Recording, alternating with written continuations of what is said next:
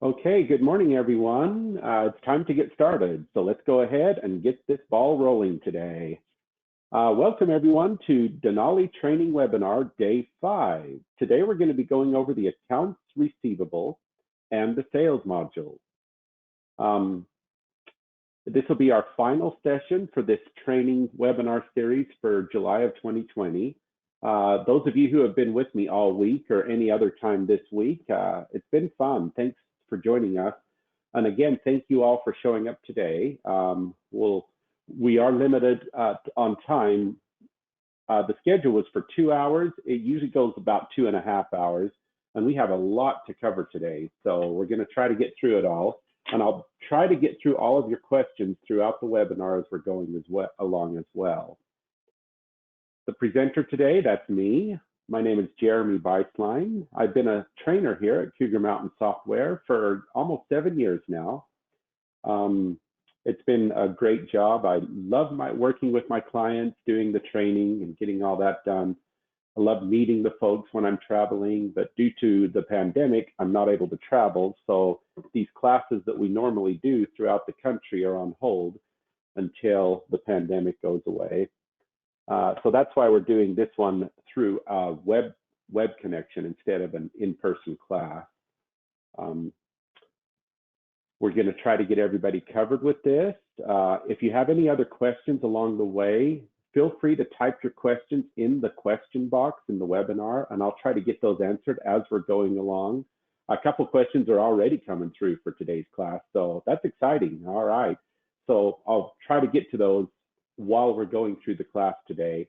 If I skip over it, remind me at the end of class, and I'll be sure to get that covered for you.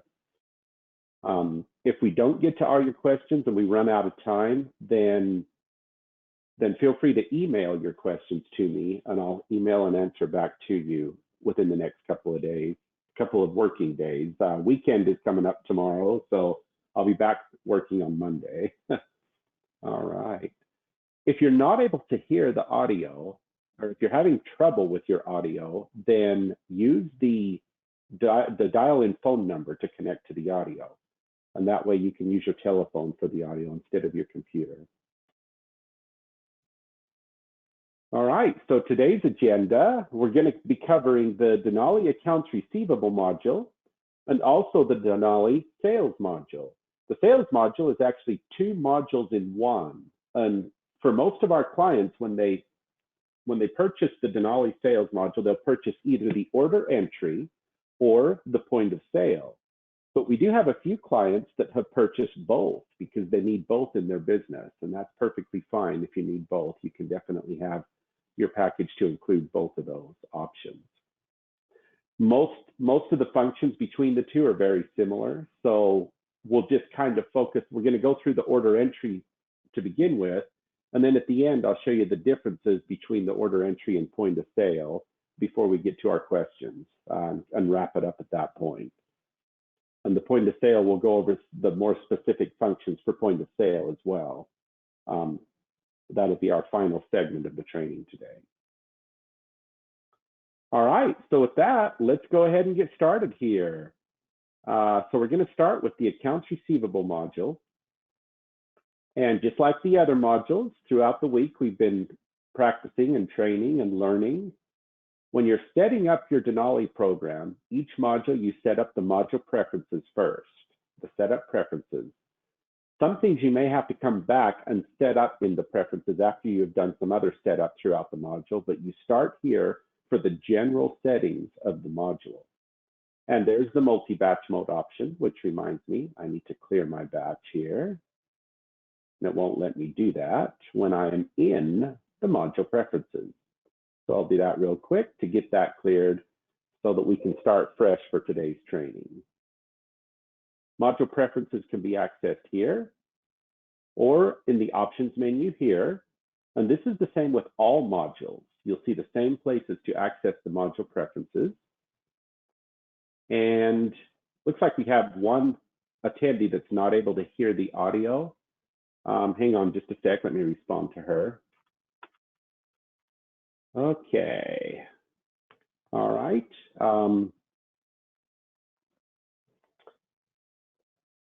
So you set up your preferences here, up in the options menu here, or the options menu can also be accessed on the left navigation panel here, and there's your module preferences there. Any one of those options you click on, it opens the same settings here that you can access.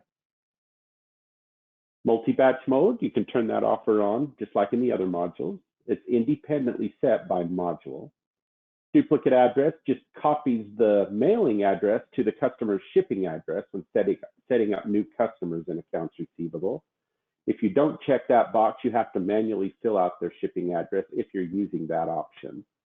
So I always recommend checking that, because most of your customers, they probably will have the same address for shipping and mailing. And by checking that box, it'll automatically copy it. You can still edit the shipping address for those customers who don't have that, on the few that don't. So always check that box. It'll make it easier for filling that out for you. Credit card payments, you can set that up in accounts receivable as well. When you check that box, it adds additional security features for running those credit card payments. If you don't leave that checked, you could still enter your payments in accounts receivable as credit card payments, but it doesn't, so you're not required to check that box to use Denali with credit card payments. This just adds those extra security features for credit card payments. Basically, it requires an accounts receivable clerk to log in every time you do transactions in accounts receivable, just in case they're doing credit card payments. You can also prompt for authorization information if you're using a third-party credit card processor. Such as your little box that you just type in the number, or some kind of a web-based credit card processing. You can enter the authorization information on the transaction here in accounts receivable. You can also integrate the TSYS merchant services with Denali's accounts receivable and sales module. So if you're using TSYS as your credit card merchant service provider to accept credit card payments for your business, their services are directly integrated with accounts receivable and with the sales module for processing credit card payments. So you don't need a separate system to do that. It will be integrated with Denali. They have two different options for that. But they're the only merchant provider that Denali integrates with at this time. Block charges to past due customers. That just simply pops up a required authorization from the sales module if any sales clerks are entering new invoices on accounts that are past due. If that box is checked, it will also flag accounts that go past due for you. So that box isn't required, but if you do check it, that doesn't mean you can never charge new charges on the customer account. That just means you have to be a manager or someone who is authorized to do so. If a regular sales clerk or salesperson is entering a sale and they try to bill the customer's account that's past due, it will request a manager override to approve that sale. Without that box, those features are not there. So anybody can go ahead and charge customer accounts according to their settings that they have in their security. You can set up accounts receivable statements in the Denali system, and the messages can be set up to print on your statement based on how current or past due the customer's account is. So you can set those messages up based on how far back or how far past due they are to print on their monthly billing statement. Now, a monthly billing statement is not the same thing as an invoice.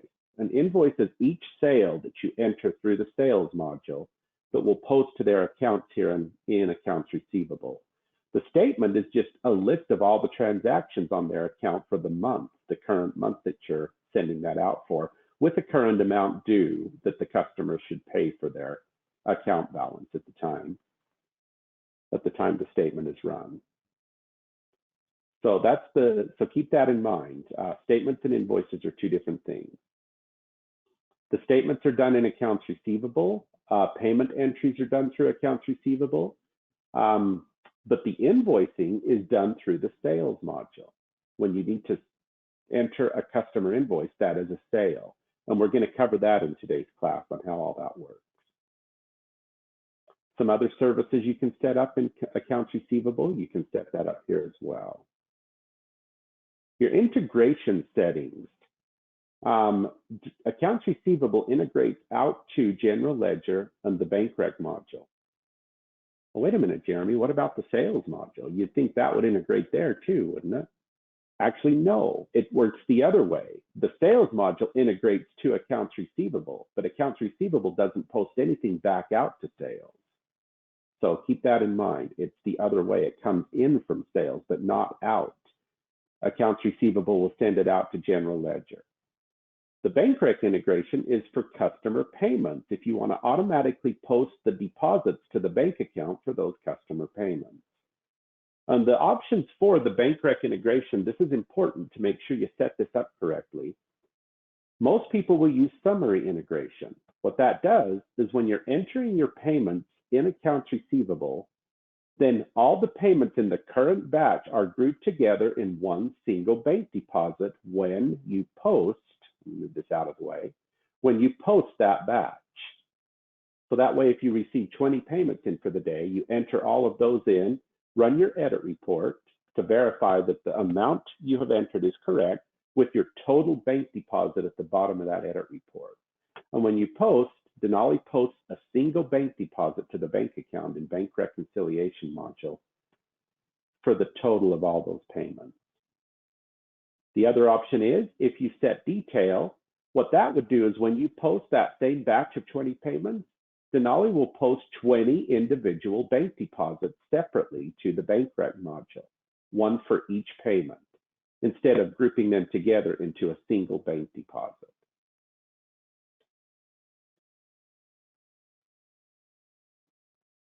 Okay, hang on just a second, guys. All right, so just had another question that come in here. Good question, Juan. We'll definitely cover that in the point of sale summary. Remind me if I don't get to that when we're going over work orders pulled in from order entry to point of sale. Now, if you're doing integration to Bank Rec, you have to select a default bank account for customer payments to be deposited to here. You have some other default options you can set up for the accounts receivable module. You can set up a user-defined field for up to 10 user-defined fields for your customers. Remember, accounts receivable, we're dealing with customers here. Accounts payable was vendors, the people you pay for goods and services for your business. Customers are the ones who pay you for the goods and services you provide them. So these are the user-defined fields you can set up for tracking customers. And then your print options for reports, postings, or customer billing statements.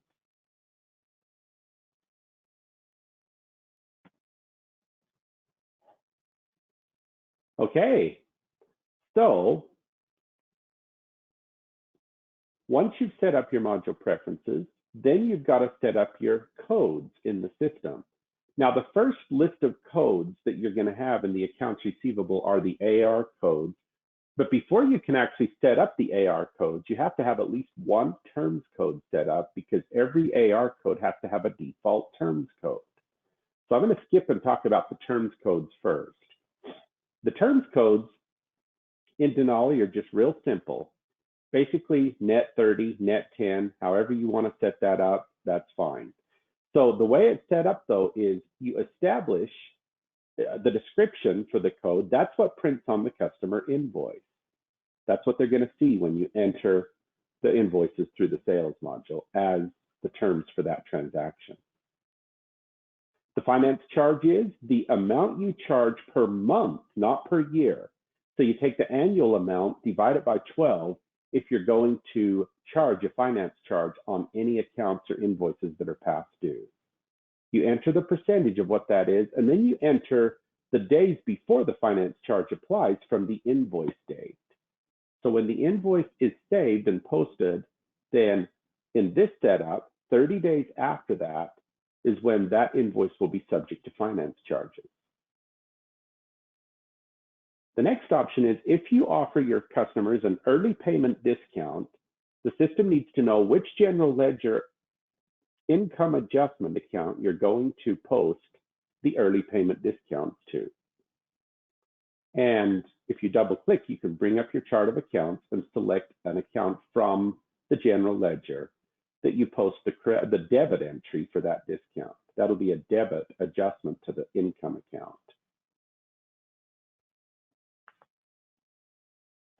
Now, if you notice this, for those of you who have been with me all week, I've actually gone into the business accounting suite for today's class because most of our fund accounting users do not use the accounts receivable or sales module. But those of you who do use fund accounting with accounts receivable and sales, or sales, these functions work exactly the same. So between business and fund accounting, there's really no difference in accounts receivable and the sales modules. But if you offer that early payment discount, you also come down here and put in the percentage that the discount will be and how many days the customer has to pay the invoice until the discount no longer applies. So in this case, it's 15 days, which means if it's paid within 15 days from the day of the sale, they get that 1% discount. Otherwise, the discount will not apply. But you can actually set that up in a tiered rate. You can say if they pay it within, we can give them a 2% discount if it's paid within 5 days, and then 1.5% if paid within 10 days, and then 1% if it's 15 days, and so forth, up to 5 different tiers of when that will apply. And then after that, since I didn't fill out 4 and 5, then the system will just not give them the discount after 15 days.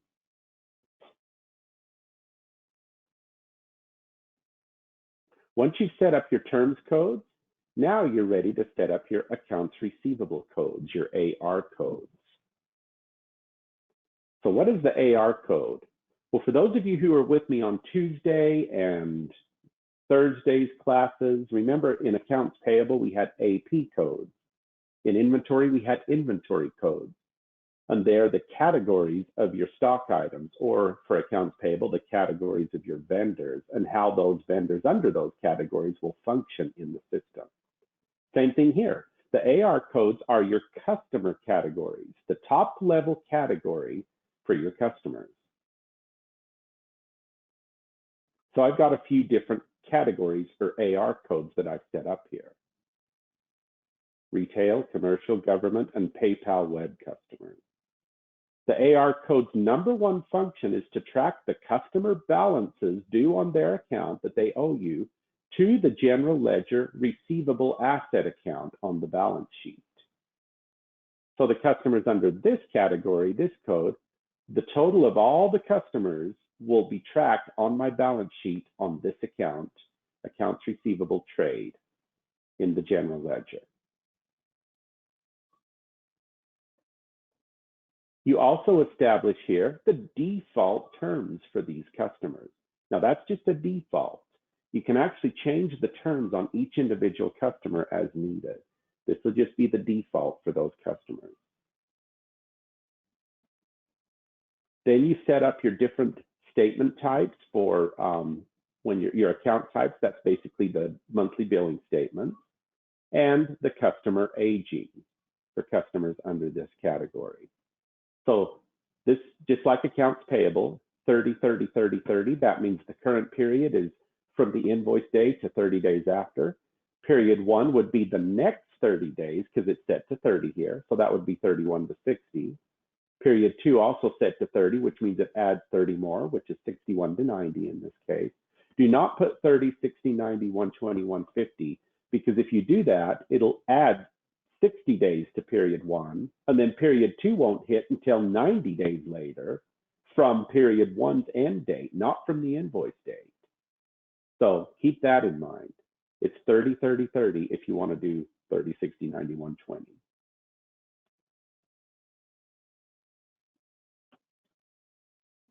I always recommend for the account type, use the open items option. What that does is that will list out all open items on the customer account that is still not paid for the current billing statement, even if it was prior invoices from previous months. Anything that's still not paid will still be listed out individually on the billing statement to show the customer all the items that make up their total account balance for that month's billing statement, no matter how old those invoices are.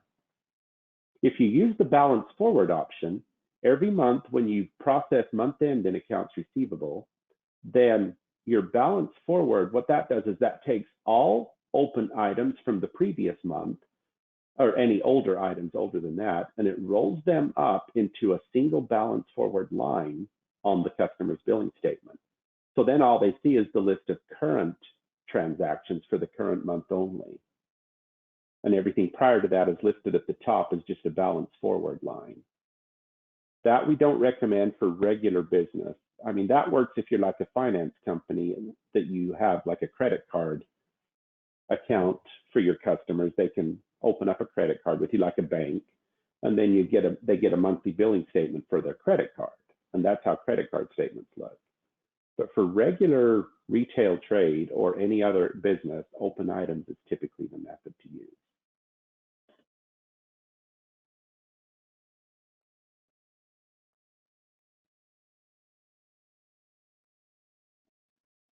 And you can set up as many different AR codes or customer categories as you need.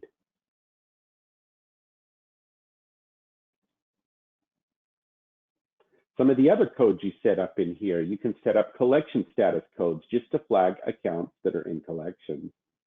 You can have different flags for each account that's in collection for the different purposes. You can set up customer types. I want to bring this one up. This one's actually real simple. It's just simply a code and a description. But the customer type has a very important function between accounts receivable, sales, and inventory. For those of you who were here yesterday in yesterday's class, if you remember in the inventory module, whenever you sell your items, any of your items that are set to level pricing, level list, level margin, or level markup, either one, for any of your stock items, the price level that the customer pays, what the price that they pay for that item is based on their customer type. And so that's what you want to do is if you're using customer types in accounts receivable, if you need to set up level pricing for your stock items that you sell those for, that's where the customer types come in the accounts receivable module.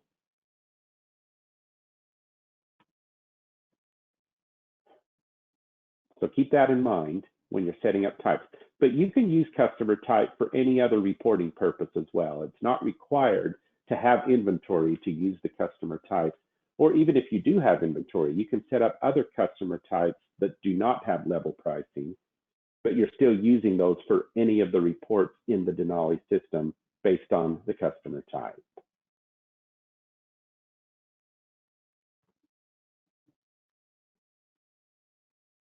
The transaction codes, we're going to talk about that when we go through entering transactions in the Denali system. I'll cover the transaction codes. The AR clerks, that is grayed out because I've turned off the credit card feature. If that was turned on, it's just simply a clerk with a name and a password, like setting up a user in the controller module. You set up an AR clerk, and then that will be required every time they enter a transaction. Customer contacts department is used to track the contacts within a customer account. And you can set department codes for each contact, such as accounts payable clerk, CEO, or whatever that contact's title is. You can set those codes up as a list of codes to pick from on that, but they're not required. You don't need to use those if you don't need to. Frequency code and reoccurring are set up for reoccurring transactions. And then the salesperson, tax, and the credit card codes, those are actually set up in the sales module. So we're going to cover those when we get to the sales training, but you can also access those codes here in accounts receivable if needed. These other two codes, these are my user-defined fields 1 and 2 that I've set up here in the module preferences. See, there's 1 and there's 2. So that gives me those same options here and here for setting up the different codes for those user-defined codes as needed.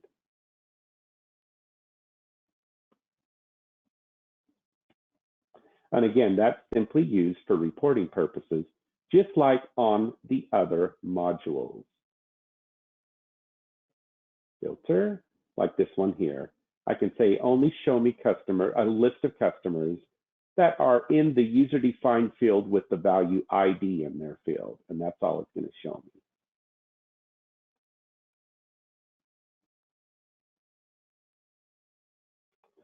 All right, moving on. Let's talk about setting up customer accounts, customer setup and maintenance. You can access that here, just like in the other modules. This is where you set up vendors in AP. This is where you set up bank accounts in bank rec, stock items in inventory, general ledger, chart of accounts in the general ledger. We're going to go ahead and bring it up here. So your customer setup starts here. You see the customer number. Every customer must have a number, but it doesn't have to be a number. You can use the name if you want to as the customer number. But a lot of people like setting up account numbers for their customers. And so therefore, that's definitely doable. You can use numbers or letters in the number field. It doesn't matter. The name is the customer's name, of course.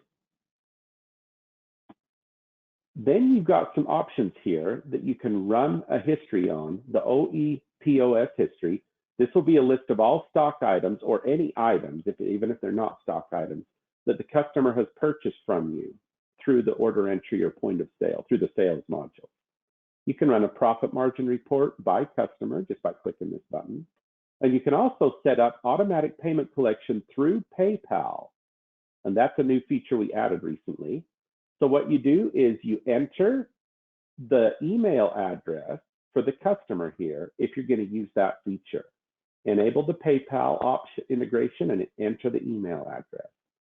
And then by doing that, under the transaction menu, or I'm sorry, under the reports menu, you can send out payment collection notices or amounts due, or basically just the invoice for the customer through PayPal using that feature there. And it sends that to their email requesting payment.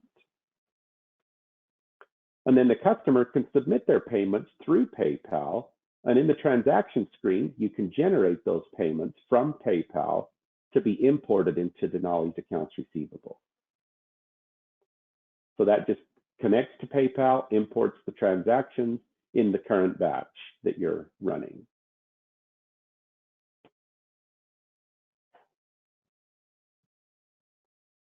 Over here is the current amount due for the customer. This is the date the customer account was created. There's the AR code. Every customer must have an AR code. It's required. Which top level category is this customer? There's the type codes that we've set up. We talked about that's your level pricing, or for whatever other purpose you're using customer types for. But the type is optional. You don't have to fill that in on the customer account if you don't want to. There's the service date due. This is an extra feature added through the module preferences. If you don't use that feature, you wouldn't see this field here. It's just another date field to keep track of anything you need to keep track of on the customer. Same with your prepaid options here. And then you set up the customer's accounts receivable management through the credit collections tab here. First thing is the allowable payments. The allowable payments here does not mean they cannot pay cash or check or credit card when they pay their bill here in accounts receivable. What that means is when you're ringing up an invoice in the sales module, if you're using order entry or point of sale, either one, what options can the sales clerk accept as payment for that sale for this particular customer? So there's cash, check, credit, debit card, and the last one is AR charge. AR charge means that the sale will be billed to the customer's account here in accounts receivable. Accounts receivable charge. So one effective thing you can do if a customer becomes past due and you want to truly block sales, even from managers, so they're not authorized to override the past due, then you just simply uncheck this option right here. And that will require the customer to pay cash, check, or credit card or debit card at the time of the sale. They're not allowed to bill it to their account. And then you can check that box again once they're back in good standing with you if you want to give them privileges to charge back to their account again. Question: as a nonprofit, is this where I set up donors with a designated AR code? The answer is absolutely yes. If you're using the accounts receivable module in your nonprofit, this is a perfect place to set up your donors. Basically, Denali will still call them customers, but those are your donors for your nonprofit organization. And you don't have to have the sales module. You can do what's called a charge and payment entry directly in accounts receivable to enter those donations coming in. But the charge would be like a pledge. Basically, the customer, the donor, has pledged to make a donation, so you charge their account in AR for what you're anticipating to receive on that. And then when they pay that pledge, you enter that in as a payment. Just like if you were to bill them for something in sales, the invoice would be the charge. So the question comes up, well, why do we need the sales module if we can do invoices here in AR? Well, the difference is, and you'll see that when we get to the transaction entry, in accounts receivable, it's very limited on invoicing. You can charge the customer for one single line and that's it. But in the sales module, you can charge them for multiple lines, multiple different items, whatever you need to do. You have a full range of invoicing options that you don't have in accounts receivable.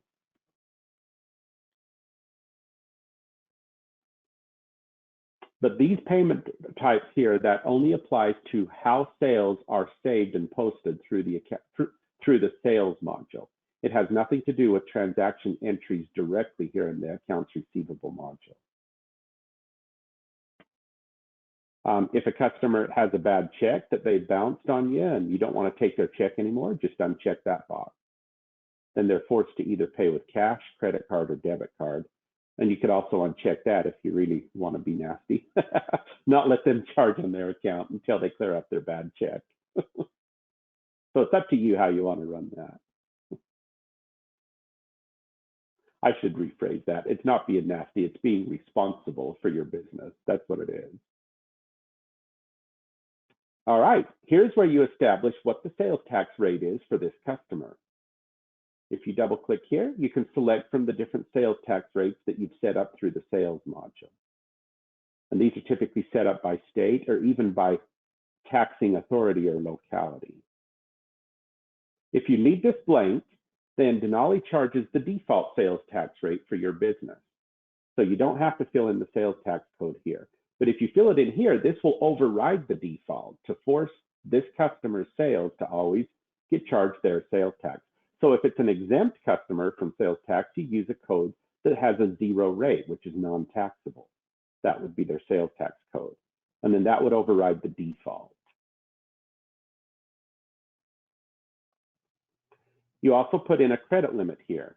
Credit limit is required. If you leave that 0, then every invoice you try to charge to their account is going to give you a warning if you're authorized to override the credit limit, or if you're not, it's going to require manager override to authorize that invoice. So do not leave the credit limit 0 on your customer account. Make sure you enter something there. If you want to make it unlimited, just hold the 9 key down, and then that means it's an unlimited credit limit. It doesn't, you're not tracking credit limits in that case.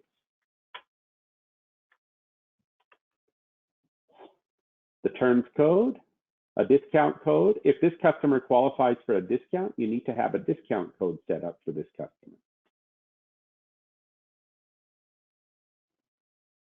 And then the resale, ship, and all the information here.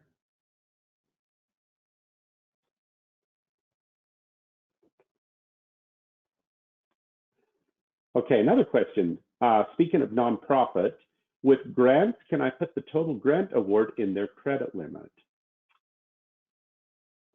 You could, but again, if you're not using the sales module, this credit limit doesn't apply. You can leave it 0. It's not going to matter. This only triggers the warning in the sales module if you try to enter an invoice that exceeds their credit limit that you're charging to their account. Now, if you bring it up as cash, check, or credit card, it won't apply because it doesn't get charged to their account in AR. It's just basically a paid sale at the time of the sale. And if the account goes into collections, this is where you can enter a collection status code, and that will flag the account in collections and type any comments here that you need to put there for that. The date that the account went in collections, you can put that as well. To remove it, take it out of collection status, you just simply remove the collection status code. Customer address is entered here. Fill out their billing address or mailing address. It'll automatically copy to their shipping address. You have to click on the ship to field to get it to copy, but you can still edit the shipping address after that if needed. And that's if you've set that box in the module preferences we talked about to copy the shipping address, duplicate address it is. But in accounts receivable, you can also establish multiple shipping addresses for the same customer. And when you do that, the system will ask you, it'll pop up another screen, and it'll let you bring up all the different shipping addresses that you have for this customer. There's one other one here we've set up, and there it is. This is another shipping address, an alternate address for this customer. You could even have a different tax rate based on the shipping address. And this will override the customer's default tax. If you're shipping to this address, it'll charge this tax rate instead. And that's if you check this box here.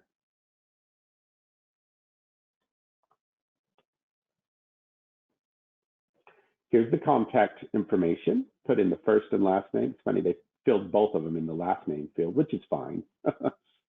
There's your department code. We talked about administrator, accounts payable department. Those are the different department codes you can use. They're not required if you want to leave that blank. Customer email and phone number, extension, alternate phone number, and fax number as needed. You can have as many contacts as you want, but the one you check here as primary, that's the contact that displays up here at the top of the screen. And you can change that just by checking another one of these options if you want a different contact to display on the main account screen.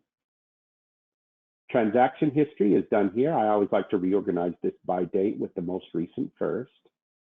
So your transaction history will list out all your transactions by transaction code. And we'll talk about those codes when we go over the transaction entries here in AR. But any codes that are just simply one, those are transactions from accounts or from the sales module. That means those are invoices posted from the sales module. Any codes that are other than that are direct entry transactions into accounts receivable. Now, if you double click any of these transactions like this one here, I can double click this entry and it gives me what's called a payment to invoice report, just like accounts payable did in the vendor history. This will show me the customer payment and which invoices that customer paid. Oh, it popped up on my other screen. Here we go again. All right. So there it is. So here's my payment, and that was applied to these two invoices. So the payment date was this, these were the invoice dates, and the amount that was applied to each invoice. Alternatively, if you double click an invoice, it shows you an invoice to payment report. It will list out the invoice, and then it'll give you the payment that paid that invoice. Right there. So here's the invoice. This payment was actually paid by a check, but there was also a credit issued. Code 50 is a credit. So that was a credit issued that paid off the rest of the invoice. And the description for that credit was amount not allowed, which means I overbilled my customer. So I had to give them a credit back for the amount I overbilled. That's typical in the medical industry when you bill the insurance company for like if you're a doctor or a medical office, you bill your insurance company for your services and they kick it back saying you're only allowed to bill us this much for that service. So you have to credit back the rest. Or any other way that invoice is paid. You would see all the payments and credits listed to pay off that invoice. You can also, when you click the OE point of sale history, you can bring up a list of all the items that this customer has purchased. You can organize this by date to get the most recent first or the oldest first. If you double click any one of these items that they purchased, the system will simply bring up a copy on the screen of that invoice, of that sale, basically, for that particular item. And it'll, of course, there were other items on this sale too. So you see all the items on that invoice. And there it is. And there's your totals at the bottom. Boy, that was a pretty big sale. Look at that.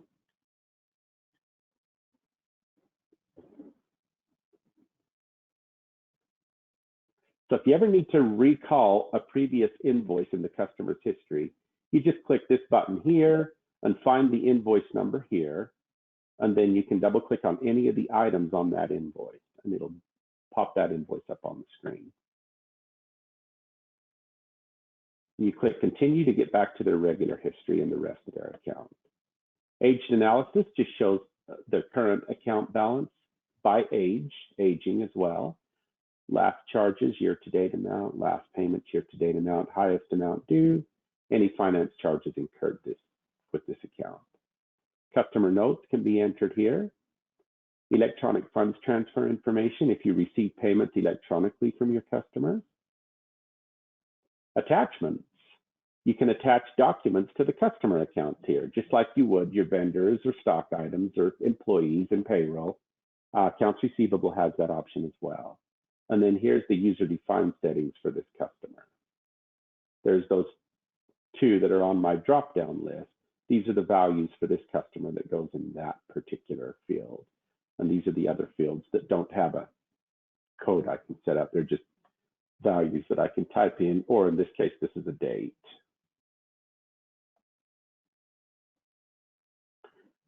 Another feature that we added specifically for the medical industry is payer-payee. This allows you to connect multiple AR accounts together under a single AR account that will be paying for those.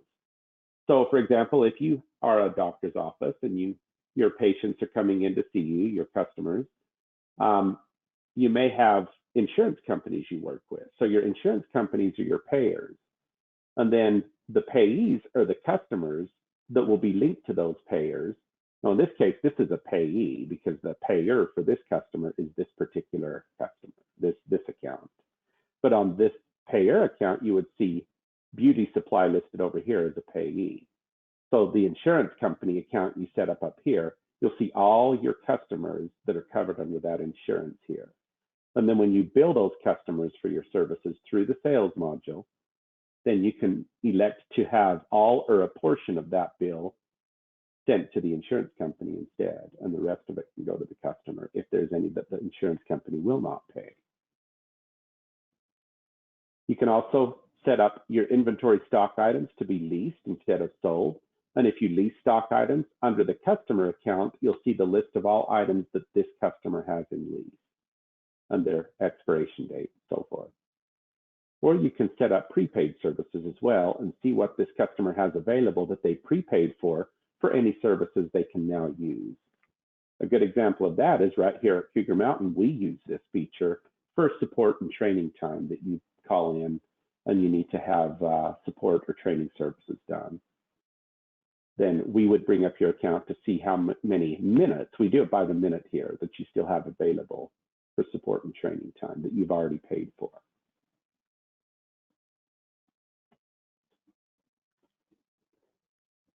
And that's your customer setup. All right, next we're going to talk about the transactions that you do in the AR module. All of your invoicing is done through sales typically, and there are exceptions to that. You know, a lot of our nonprofits don't use the sales module, so they'll enter the invoices as just direct charge entries on the customer account here. There is a question here. If this is for an HOA, can you link one person's account that owns multiple lots? Yeah, you can do that. You could set up each individual lot as a customer and then set up the one person as the payer, set them up as a customer. They would be the payer for all the individual lots that are set up as customers as well. That would work perfect for that, yeah. So your transaction entry, it starts here, just like it does in the other modules. When you go here, because I'm in multi-batch mode, it's asking me to select a batch. Then this is the AR transaction screen. This entry is designed to be very simple, specifically for processing customer payments.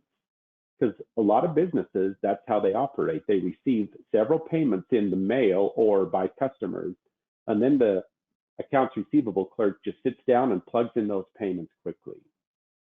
So the way that works is you enter your customer number, you enter your payment code, and you can enter a description for the payment. The payment codes can also have default descriptions put on those.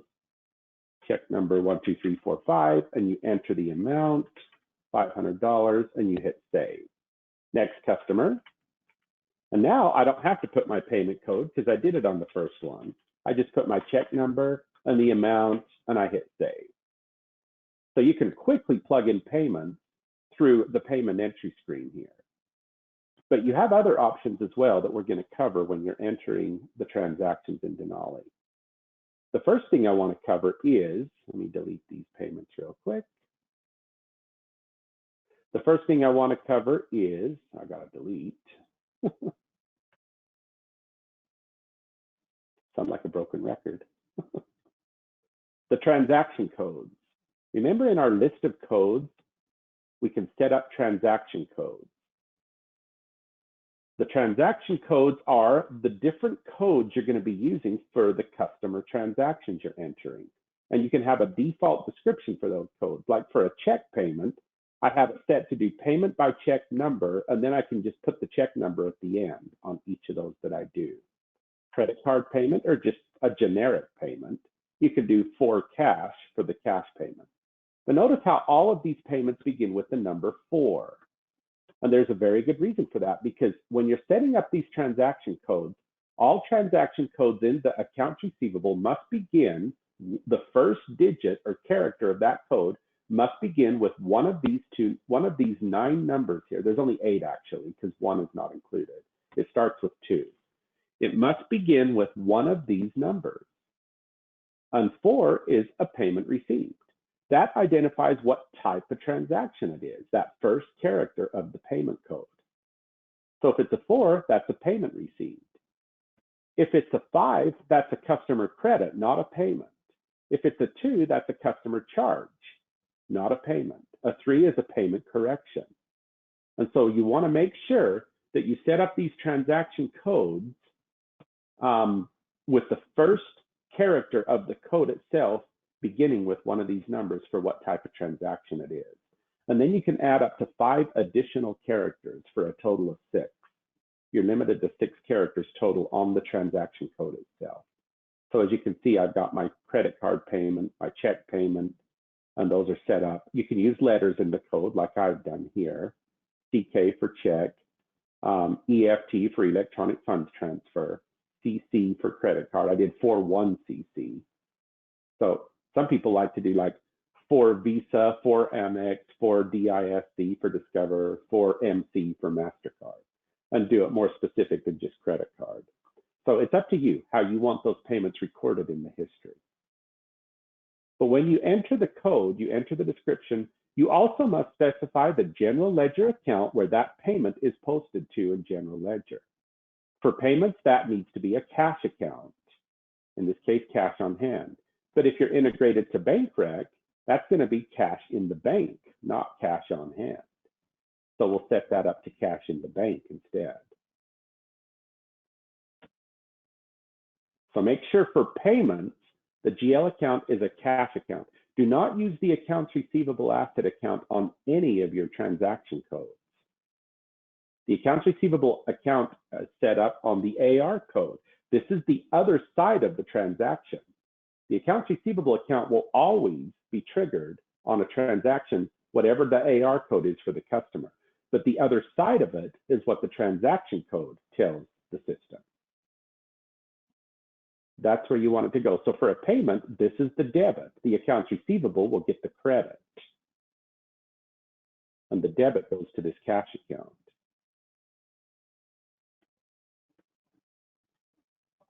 But what about the others? You have customer charge. Any codes beginning with a 2 is a customer charge that you can charge for whatever you need to. For the nonprofits, you would set up a customer charge for your different contributions and donations. And then you code the opposing account, the revenue or income account that you're coding that charge to. Because remember, accounts receivable gets the debit. Where do you want the credit to go on a customer charge? That's the GL account for the charge. Don't use the AR asset account. Otherwise, it's a net 0 to AR. It debits and credits the same account. So charges are going to credit the opposing account. Payments will debit the opposing account and credit the AR. Charges will credit the opposing account and debit the AR. So for a customer charge, you set it up that way, and then you just simply enter that in like this. Your customer, and you enter your customer charge and the amount, and save. It's that simple. Because the code determines what revenue that is coded to. A question here, is it possible to reverse a payment after it was posted? Yes, we have a special transaction code specifically set up for that. It's called payment correction. That is used to reverse a payment after you've already posted that. So your payment correction is going to be, like the other codes, you must have an opposing account, which this is wrong. This needs to be the cash account, because I need to take it back out of cash if I'm reversing the payment and put it back onto the customer's AR account. So it'll charge it back to the customer's AR if I reverse the payment, because the payment credited the customer's AR. So therefore, your payment reversal needs to come back out of cash again, just like the payment went into cash. And you can set up different 3 codes. You may have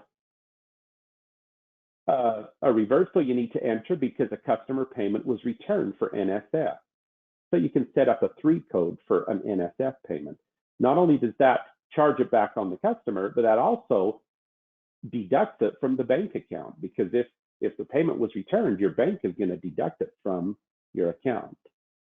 So that'll deduct it out of cash and GL, and with the bank correct integration, it also takes that out of the bank as well, all in one step. And then if you need to charge a fee to the customer for that, you do a separate one that's to NSF. Now the to NSF is not going to come out of the bank or out of cash. It's going to be coded to a revenue, or maybe you're going to credit your bank service charge expense account for what the bank charged you for that fee.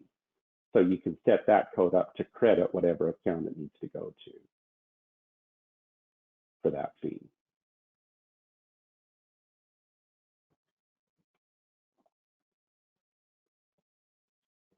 But that would be a separate entry. So if you charge a fee for NSF payments, first you have to enter the 3 code transaction to reverse the payment, save that, then enter the 2 code for whatever that fee is, and save that.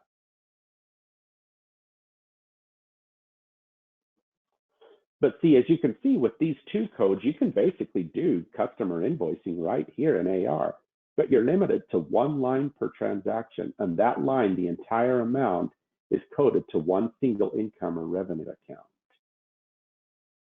There's no other tracking, no items that were sold to the customer, no services, no other than just this description.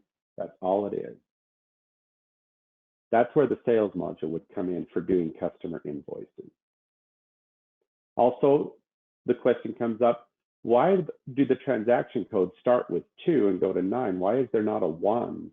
Well, the 1 is reserved specifically for customer invoices posted from the sales module. So when you see 1 in the transaction history in AR, those came from the sales module directly.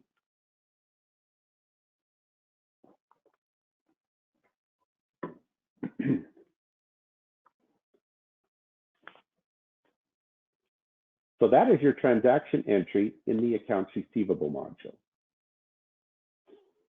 You can also run various reports for your customers. The aged analysis is a good report to run. This will show a list of all the customer open items. Now this will show everything going back if you're not clearing out open items each month when you run your billing statements. So if you don't want to see everything going back, it'll skip customers with a 0 balance. But if the customer has a balance, it'll still list all of their open items, even if they're paid in full and 0 amount remaining on those specific items. So you want to make sure you clear those out every month. And then you get the customer aging under each customer account here. Let me zoom that in a little more. So for this customer, they only have 1 invoice still open. This is the original amount. This is the amount still remaining. And so here's the aging for that. They're 121 and over, basically in period 5, because this invoice is all the way back to December. Here's another one that goes back even further, and so forth.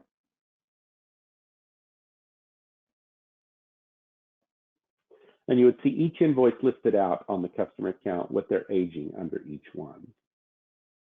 Good question. Do you have to post transactions to see them in the report? Yes, you do. The only exception to that is the edit report for the current batch you're in. All other reports require that the transaction be posted before it's ever going to show up on that report.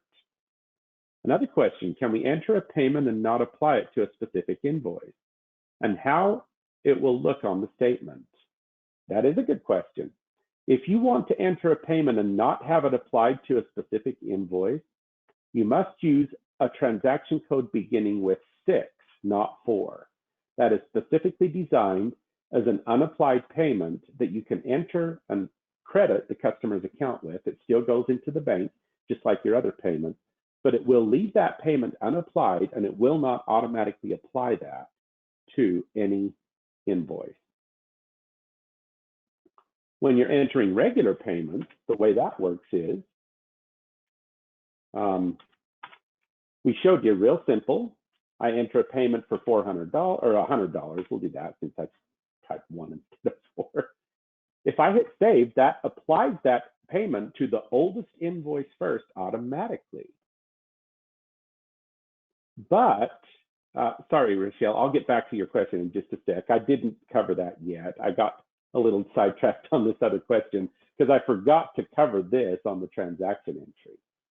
It'll automatically apply this $100 to the oldest invoice, but if you want to specify which invoice to apply it to instead, you can do that. You can come down here and enter the specific invoice that you're applying that payment to. And then if you have any other unapplied payments you want to apply to that invoice, this is where you would apply those, or any other credits that you posted to the account that haven't applied yet. So you can control where those payments are applied to using the 4 codes if the invoices are already posted.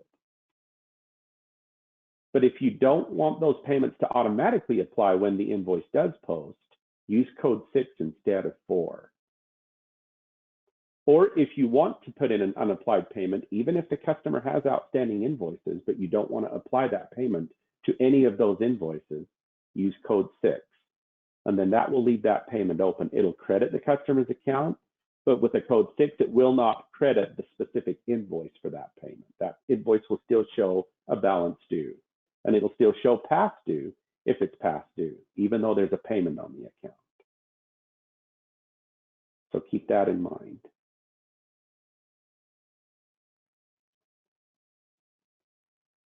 If the customer gets an early payment discount, that is calculated automatically, but you can override that using the special discount and manually put whatever you want to discount that invoice at the time you enter the payment, that is.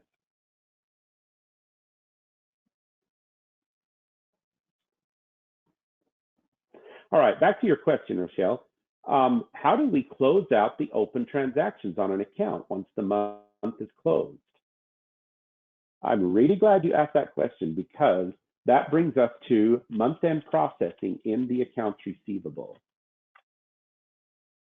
So there's steps that you need to take. And did you get my outline? All of you that attended class today should have received my outline in an email.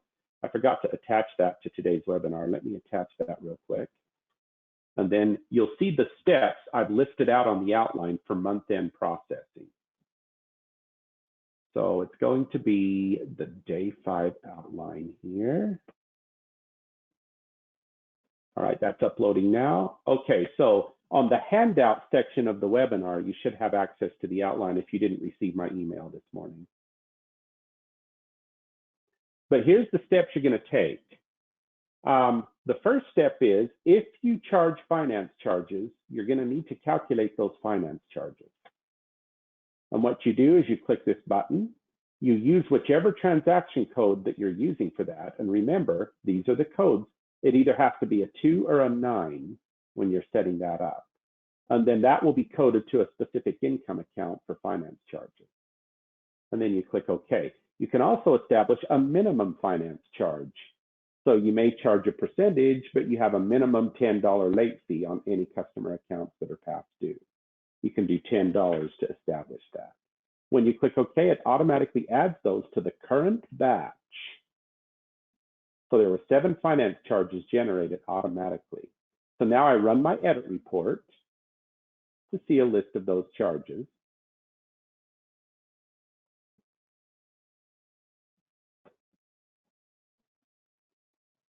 All right. So here's a list of all those finance charges that were charged to my customers because they're late on their accounts.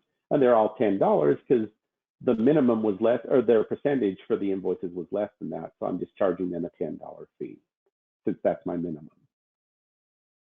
However, let's say I have one customer here that's a really good customer. He's always done me good, and he's not going to be happy with being hit with a finance charge. I might be at risk at potentially losing that customer if I charge him a finance charge, if he doesn't, if, you know, just because he's done me such a good that I might be nice and I might say, you know what, I'm going to take that off. I haven't posted these yet, so I can now go back to my transaction screen, bring up transaction number 6, and just simply delete that finance charge.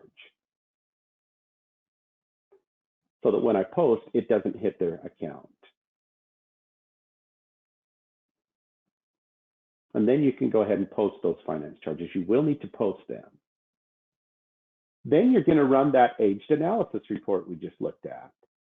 Make a copy of it, print that out, save it somewhere, save it as a PDF, whatever you need to do. Because like accounts payable, that is a real-time report that changes every time a transaction posts to the customer account. You cannot run that report what it was 6 months ago.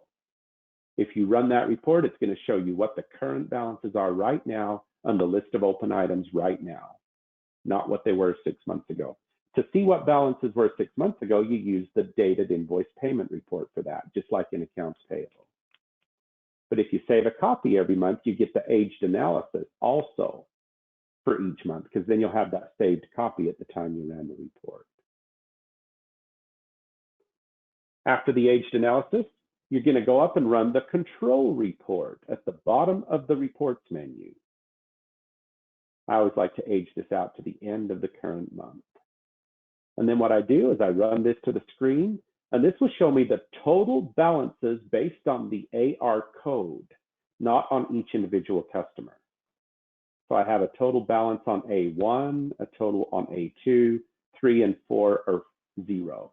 So for each of these codes, remember, there's a general ledger accounts receivable account. I'm going to compare this total balance with the accounts receivable account to make sure they match in the general ledger. And if they don't match, what does that mean? For those of you who were here on Monday's class, typically that means that somebody broke Denali's rule number 1, which says no journal entries to control accounts. The accounts receivable control accounts linked to these codes are control accounts that you should not be making journal entries to in the general ledger. Instead, come here into accounts receivable and do an adjusting entry to the customer that needs that entry, and let the journal entry be automatic. So if you made a journal entry to the control account, you're going to have to reverse that entry and then make that entry in accounts receivable. Or if it's a liability in accounts payable, if it's a cash account, make that through bank rec. Those are your control accounts. So be careful with those. Now, there are exceptions to that rule from time to time, especially during setup when you're putting in balance forward entries. But typically, once the accounts receivable module is balanced with the general ledger, do not make journal entries in the general ledger to the accounts receivable asset accounts that you've got set up in here. And you just compare this to that. Now, if there's a credit balance on these, you need to subtract that from the debit balance in order to get what the account balance in GL should be. And then at the bottom is your grand totals. Once you have reconciled with general ledger, the next step is, oh, I forgot, on the control report, if for any reason there is a discrepancy in the customer's database, when you run that control report, you will see that as an error, and it'll show which customers have those errors. If you ever see those errors on the control report, always come up here before you proceed and go to the table maintenance in the options menu and recalculate the accounts receivable master table, just to make sure that it cleans up those errors. That'll take care of those errors for you. And then you do the comparison between accounts receivable and general ledger to make sure that everything balances. After you've balanced everything, the next step is you're going to run customer statements. Customer statements can be run. You can include those messages we talked about based on how far past due the customer account is. You can also include an alternate message that you can have print on all statements, regardless of past due. It's good for like company announcements and things.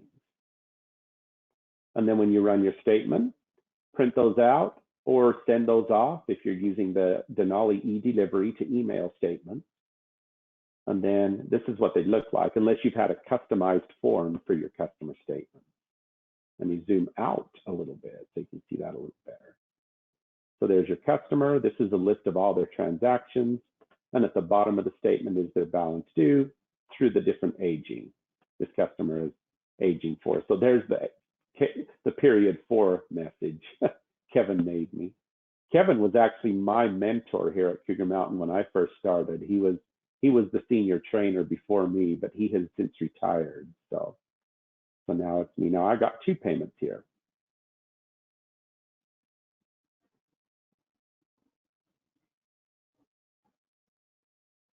Now here's one that's not quite into period 4. See, that's period 3, or I'm sorry, period 4. This is period 5. Okay. So that's a little different message.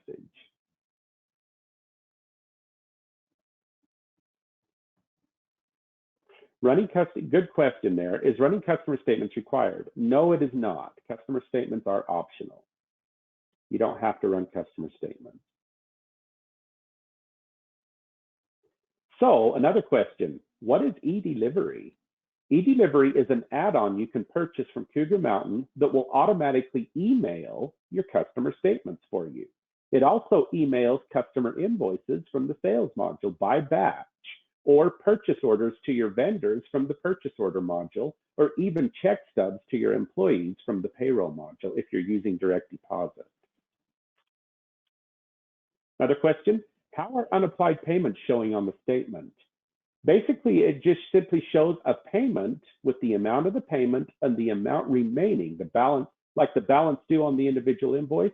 The payment will have a balance due as well that shows what's remaining that hasn't been applied yet on that particular payment, or any credits that are unapplied as well.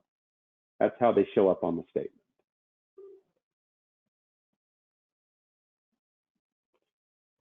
So if I'm running statements for, let's say I'm running statements for July, which means you probably don't want to run those at least until July 31st after you're done with the day for that day, preferably the next day, the next business day, or within the next week after July 31st, you'll come into the office and run your statements.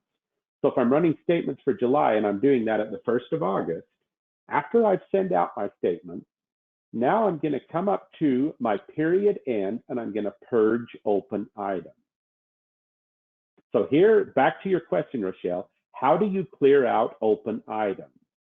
This is how you'll do it. Make sure you do this every month in accounts receivable to clean up all the zeros on the customer accounts. When you purge open items, it only cleans up the zeros for transactions up through a specific date that you're purging. And in this case, I would be purging through July 31st because I've already ran the statement. Now, if you do this before running July statements, make sure you only purge up through June 30th instead, so that the items for July will show up on the customer statement and they'll see that. So keep that in mind. You can do it either way. You can purge open items before or after you run statements. You just want to make sure you do it right. If you haven't run statements, you're going to go back a month, so that the July transactions will still be on the statement if they're paid in full.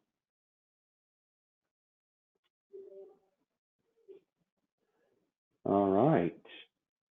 And if you wanted to go ahead and purge through July because you did the statements first, you can do that as well. But see the big warning here? Always run a backup first. It's recommended, even if you're using a cloud-based version of Denali that does automatic backups, run the backup first.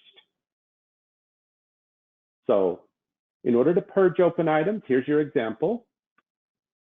Step 1, you're going to go back to controller, run a backup, and click OK. Let that run. I'm not going to do it today because it'll take about 10 minutes and I don't have time. But when you click OK, let that run. Other users in Denali can still be working in Denali, but don't run your purge until the backup is done.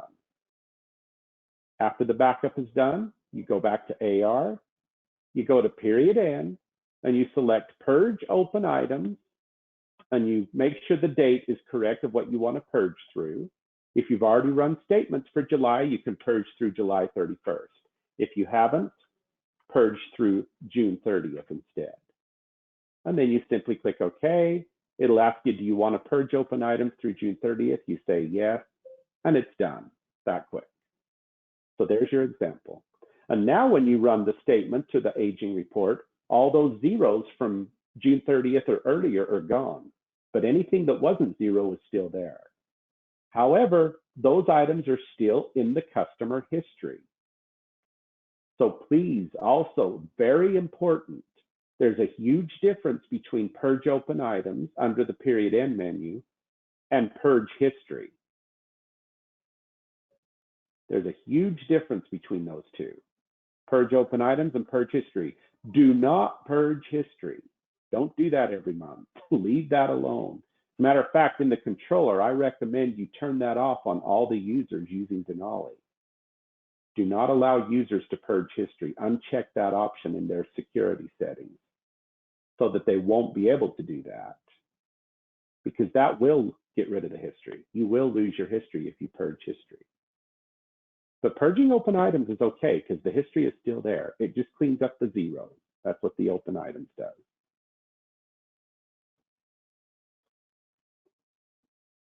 All right, that was a crash course on the accounts receivable module. And that moves us into the sales module.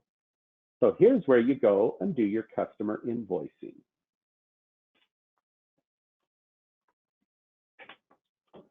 Okay. So in order to use the sales module, you've got to go through certain settings like you do in the other modules. But the sales module you're going to have showing here, when you first go into sales, this is the sales administration screen, this main set of icons here. Your workflow is just setting up different things in the sales module as needed for your organization. Common tasks are other links that you can go to set up certain things in your sales module, to run history reports and profit margin just on the fly. But you have a full list of sales reports here as well that you can run. Your profit margin, sales by item, sales by salesperson, all the different things that you can run on reports. And you can run these reports regardless of if you're using point of sale and or order entry, with some exceptions, like sale by register is only available in point of sale.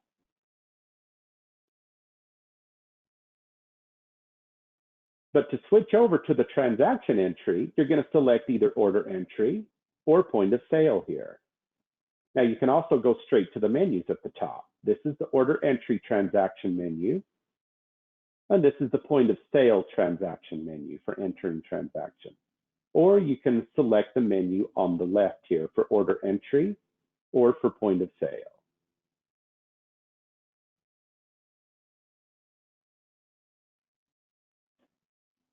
Okay, so you can change the main navigation by just clicking here.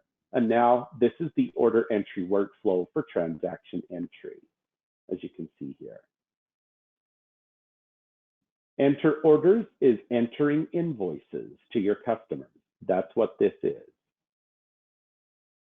And then your edit report, then you got various other reports you can run, picking tickets for inventory, items you've sold, the invoices for your customers, the shipping labels, the packing slips, and then you would post those sales at the end of the day. You go back to the home screen and it takes you back to the administrator. The point of sale looks like this. Point of sale is a cash register system. If you're using Denali's point of sale, You probably have it set up on the front counter of your store with a cash register. You got a computer with a screen, probably even a touch screen, and a cash drawer, a receipt printer. All of that is completely integrated into the Denali accounting system if you're using Denali's point of sale.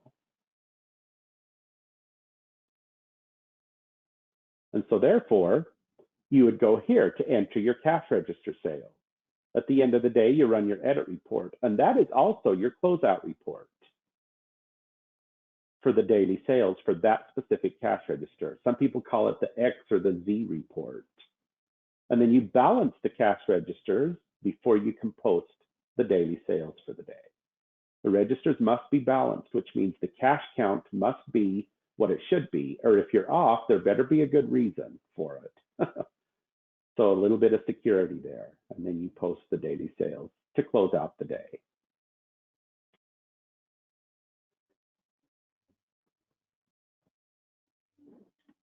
Okay, question for the HOA. This is a previous, relating to the previous question, where you have an HOA with different lots. Is the sales module where you would bill the homeowner for the HOA dues? Yes, you would use order entry for that most likely. I mean, I don't suppose you'd need a cash register to bill them for that. So you would use the order entry to do a customer invoice for that. Although you can do customer invoices at the cash register too. That's where the AR charge comes in. All right, so setting up the sales module. You can set up layaway preferences in Denali if you offer layaway to your customers. And basically, these are just settings for your layaway, the minimum and maximum layaway amounts you can establish if you want, the maximum layaway terms, payment schedule, weekly, biweekly, monthly, and so forth. And then you must have a liability account for layaway.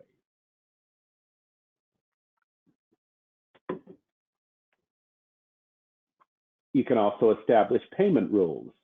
The minimum down payment on a layaway must be at least this amount or this percentage, whichever is greater or whichever is less, or just basically a fixed dollar amount, however you want to set that up. For the down payment, you can also set up a minimum payment for the monthly payment as well if you want. And then how are refunds handled? Are you going to charge a restocking fee? Is it going to be a specific dollar amount or a percentage of the layaway? And if you do charge that fee, you must establish an income account for where that fee will be charged to the customer. And basically the rest of what they have paid is refunded to the customer minus this fee.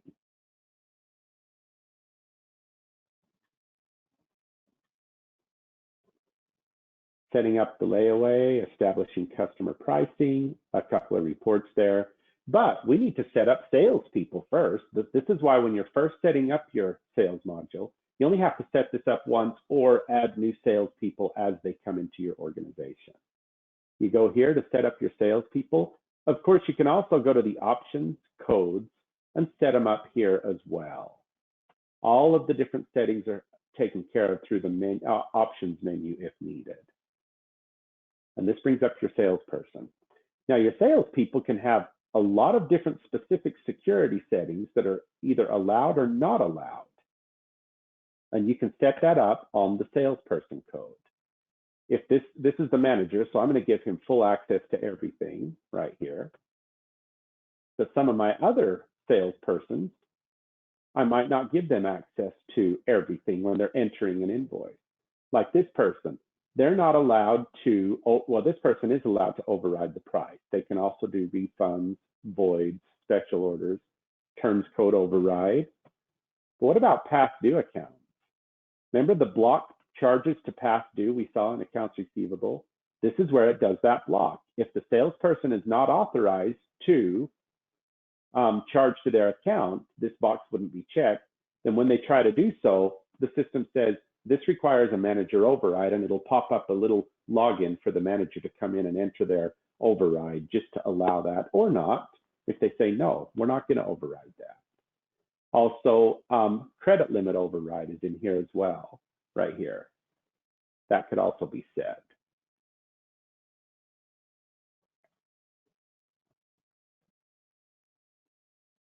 Okay, looking at a question here. Is it possible to accept a payment in layaway which is less than the minimum allowed? The answer is no. If you want to accept a payment less than that, you have to drop that minimum so that you can. Otherwise, the system will say, nope, you can't enter that as a layaway payment. It's got to be at least this much. So there's no way to override that on the salesperson clerk for layaways. Point of sale has a few other features as well. But one of the things I want to point out here is you can also set a maximum amount that the sales clerk is allowed to accept as a check. And if the check amount is more than that, the manager override kicks in. Same with credit and debit cards or AR charge, maximum AR credit, which means that's the maximum amount of the invoice charged to their account in the accounts receivable. You can also set the salesperson to allow to look and or edit customers in the accounts receivable directly from the sales entry screen, or to look only at their customer information but not edit, or not even look at customers, just see the list of customers only to pick from when entering an invoice. This applies to both order entry and point of sale. The same with item information for the inventory module, stock items. They can look and even edit stock item information, or they can only look at the stock item info, or they're not even allowed to do that. They just see a list of stock items to pick from. Inventory is not required to use the sales module. I'll say that right now, just so that there's no confusion there. And we'll talk about that when we talk about the non-inventory items. For the point of sale, you can also authorize the clerk to accept a check for more than the sale amount and give cash back for the change if you want. And you put a limit for that, say $50 or whatever it is the limit that this salesperson can do for check over the amount of sale. But that only works in point of sale. For order entry, a check sale must equal the amount of the sale. You cannot enter it for anything over that. If you want the customer to do a partial payment on a sale, you have to do an AR charge for the remaining balance on the invoice. But if they're going to pay more than the sale, then you're going to have to enter some kind of a line in order entry to account for that, because it doesn't allow you to enter an amount over the amount of sale. What I would do instead is probably just do it as AR charge and then enter the payment for that invoice directly in the accounts receivable module.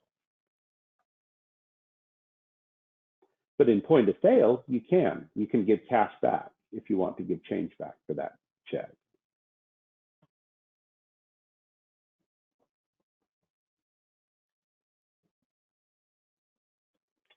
All right, so salespeople, the sales tax codes are also set up. Let's see, you also have department codes. We'll talk about that first. We'll go through the workflow here. Department codes are not required to have multiple codes, but you must have at least one. You cannot use the sales module without at least one department code. And all it is simply a way to track sales by department. You can also put in the income account for all inventory stock sales, all non-inventory sales, or any other special orders. Special order is actually required on the department code, but these two are not required because you may be tracking the income by the specific item rather than by the department. If you enter the sales income account here, this will override what's set up on the stock item. And if you enter it here, it overrides what's set up on the non-inventory item that you're setting up as well. So if you don't want it to do that, leave these blank on your department code. The hardware is used specifically for adding additional functionality to your cash register and point of sale, like a barcode scanner or a cash drawer, a check franker, a customer display, or a weight scale. However, if the device you're adding is a USB plug-in device that just plugs into the cash register computer, then you don't need to set it up here. This is only required if it's an old serial port or parallel port type device. If it's a USB, it'll automatically connect to Denali. You don't have to, it's plug and play. It truly is. So there's nothing you have to worry about on that. There may be some drivers you have to install for it to work outside of Denali, or some other settings for the device itself on the driver that may need to be set, but there's nothing you have to do here in Denali for those. Your cash registers, you're going to set those up here if you have point of sale. If you don't have point of sale, you're not going to set anything up here. If you're using multi-batch mode in the sales module, that only works in order entry. Point of sale keeps separate batches by the register. So each register can only have one batch open at a time. If you need to use multi-batch mode in point of sale, you need to have multiple registers set up, cash registers. You can even set up multiple register codes for one cash register if you like to do it by the day. I have clients that'll set up a cash register code for Monday and one for Tuesday, one for Wednesday, for every day of the week, so that they can come in on Tuesday morning and start the day if they haven't closed out Monday yet. Then that still allows them to close out Monday's register, but yet start Tuesday's register the next day ahead of time if they need to. So question, how do in-kind donations, how are those handled in nonprofit? That's typically done through a journal entry. I don't know that you need to do that through accounts receivable. Unless you need to track it to the donor or customer, then you'd set up a special transaction code specific for that. If you need more information on how to do that, then send me an email or call our customer service line. We'll get you scheduled for an appointment with me to get that figured out. So your register codes you set up here with all the different settings for the register. Down here are the different receipt formats based on the tender type of the sale and where you want those receipts to print. You can do either just a simple receipt to a receipt printer or a full-paged invoice for the sale to a regular printer, however you want to set that up. And that's just set up through the different formats that are set up in Denali.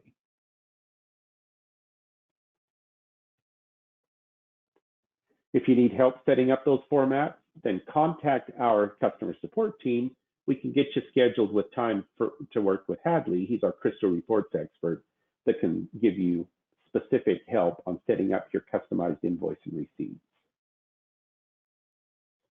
But the register code, you set your different GL accounts for the tracking of the cash and payments coming into this register. So yes, you can enter customer payments on account through point of sale. So if you have a cash register and you've got a customer that has charged sales on their account, and then they come in and say, I want to make a payment on my account, you can accept that payment at the point of sale, and it'll credit their account for that payment in the accounts receivable.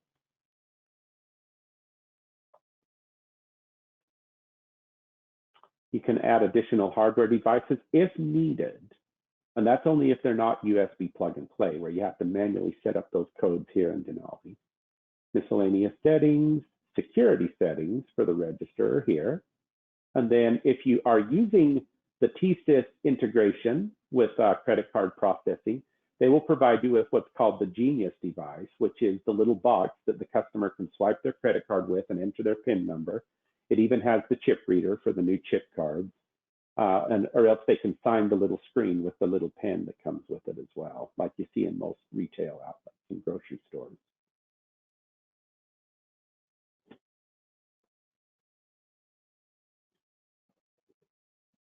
All right, and then the sales entry layout.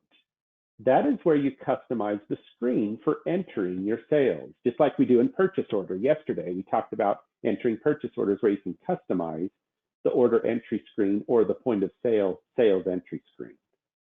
And in Denali, you're going to have at least one code for order entry and or at least one code for point of sale. But you can set up multiple codes for the different registers in point of sale if needed, or even multiple codes in order entry for the different salespeople of what they can do when entering sales.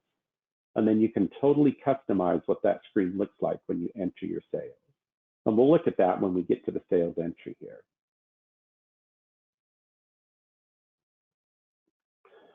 All right, so I'm going to switch over to the order entry screen for a moment.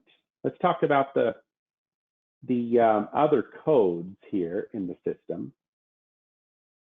We talked about the sales department, the salesperson. We haven't talked about the sales tax yet. Those codes are set up here. You can be as simple as you need to on setting up a sales tax code.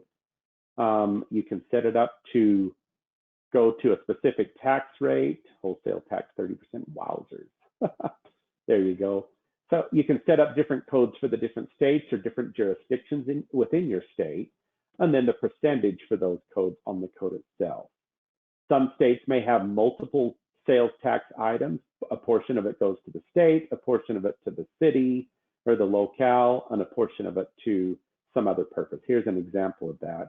In Washington state, they've got their tax split up in multiple different tiers with a total sales tax of 10.5%. So you can set that up as needed. ABC Publishing is my tax vendor. Okay. The vendor for each line is the accounts payable vendor that you're paying that tax to, like the state tax agency. But if you don't use integration to accounts payable, you just put a liability account here for the general ledger instead.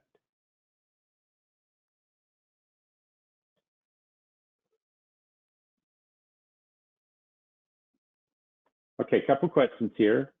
Could the POS be used in a restaurant, the point of sale? Could a server place kitchen orders from a menu from here? Not typically. I mean, you can use it to ring up the sale, but it's not designed to work specifically for a restaurant where you enter what the customer ordered and it codes it back to the kitchen to have them see it. And then, I don't know, I suppose there's a way you could configure it to do that, come to think of it.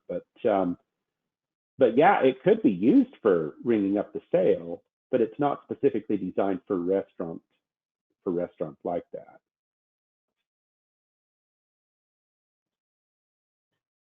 Is the electronic signature for AR charges within our store register sale possible rather than print and sign?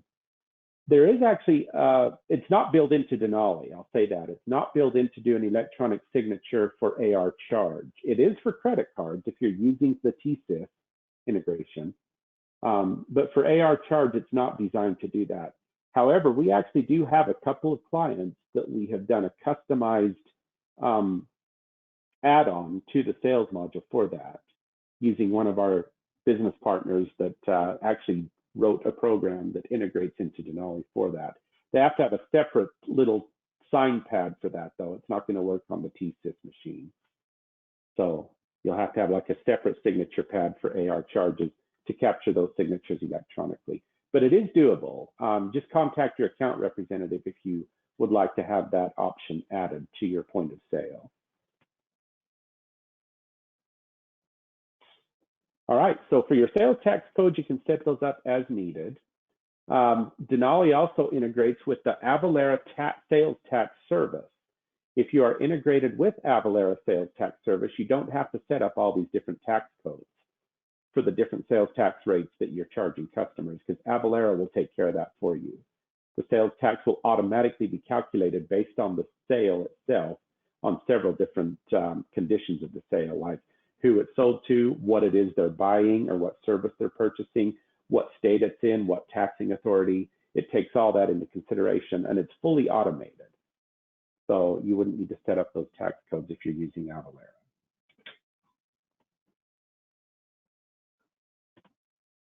All right, let's talk about the non-inventory codes. I specifically want to start by going to the normal non-inventory codes. The non-inventory codes are the items that you need to set up in your sales module for both order entry or point of sale, either one, that you need to charge customers for or add to the sale for some other reason than a stock item. Anything that's not a stock item that's set up in the inventory module, then that's what you would set up the non-inventory codes for, that you need to add to your customer invoices or for tracking sales. If you need to set up different tenders other than cash check or credit card or AR charge, you can set up alternate tenders. That's typically used for coupons or gift certificates, things like that. And that also refers me back to a question that was asked earlier on today. I said I would get to that here. How do clients use credits returned to pay for layaways on their layaway account? So basically what you would have to do is set up an alternate tender code for that. Set it up as a credit, as an alternate tender code, and then use the same alternate tender code for a layaway payment to offset it. And then that way it'll go ahead and run through correctly. But the alternate tender code is set up to You just set up a code and a description, and then what is the debit side of the transaction for that? Now on a return, that would of course be the credit side, and then it would debit when they enter the payment on the layaway, that same account. So the debit side is the GL account that gets the debit. Remember, if it's cash, then the debit account is the cash account. But for alternate tender, that could be anything. If it's a gift certificate, it's probably a liability account that you're tracking outstanding gift certificates that haven't been redeemed yet. And then that debits the liability to reduce that liability when the gift certificate is redeemed. But the non-inventory normal codes, this is all other items that you need to charge customers for on the invoice that you don't set up as a stock item in the inventory module. And this is a pretty simple setup. It's not nearly as complex as the stock items in inventory. It's a lot simpler. You don't have some of the features that you have with stock items, such as price levels, discounts, and things like that, that you can automate through the inventory items. You cannot do that with the non-inventory items. So basically, you just set up an item here. The item code is basically your SKU or code number for that stock item, but it is limited to 6 characters on these. Now, the inventory stock items, you can go out to 50 characters. So you can do as well for the item code or the stock item number. But these non-inventory codes are limited to 6 characters. So keep that in mind. And then you enter a description for that. And then the income account that you're tracking that income to. And you can enter the price you charge your customers for that. You can also enter a cost just for the profit margin tracking, but it's not going to do a cost of goods sold posting to the inventory or to the general ledger for that. Basically, there is no cost of goods sold posting to general ledger unless it's an inventory stock item. So keep that in mind. But if you enter a cost here, it will track that on the profit margin report for you. And then you can set the item as taxable, just like the stock items though. Don't put the tax code here unless you have to charge this tax rate for all customers that buy this item. If it's taxable, check the box, but leave the tax code blank unless the customer's tax code determine which tax code to use, or let the Avalara system determine it if you're using that.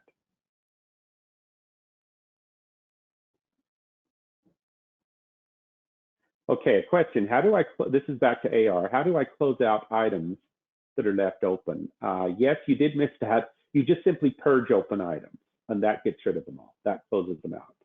So remember when we went through the purge open items example, that will get rid of all those open items that are left open if they have a $0 amount.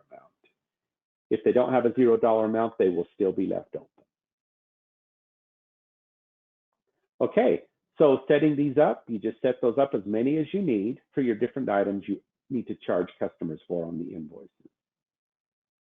Also, when you're setting these up, you can set a category. Normal sales, that's just regular sales. You can also set it up for freight, shipping, and handling. That's important if you're setting up an item for freight, because that will show all of those items listed on the invoice as freight. And at the bottom of the invoice, there's a total for all the freight charges on that invoice. And these items will be grouped together for that. So if it's a freight or shipping and handling charge, make sure you select the freight, shipping, and handling class. And there's some other options you can choose as well as needed for reporting purposes.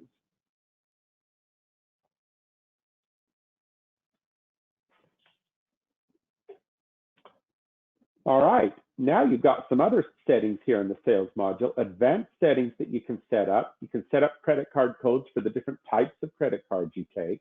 The system comes pre-installed with the 4 major credit cards like American Express, Discover, MasterCard, and Visa, but you can add additional ones if you need to for tracking the sales by the specific credit card type.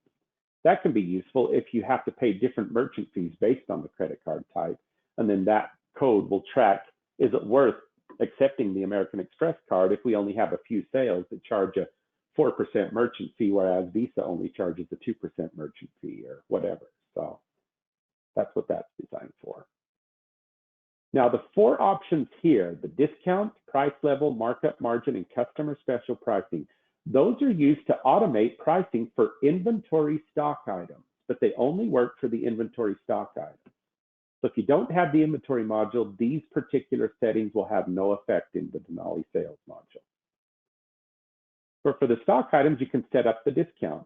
What that does is that takes the discount code set up on the customer and it matches it to the discount code set up on the stock item to offer a % off for that sale.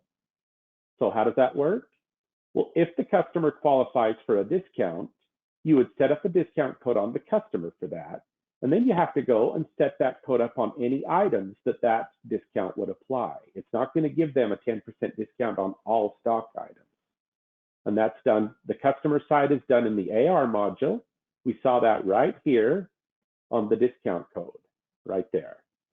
You can type anything you want there up to 6 characters for the customer. And you can use the same code for multiple customers. And then on the stock item, you're going to find that in the stock item settings in the inventory module under the sales info tab right there. Again, up to 6 characters.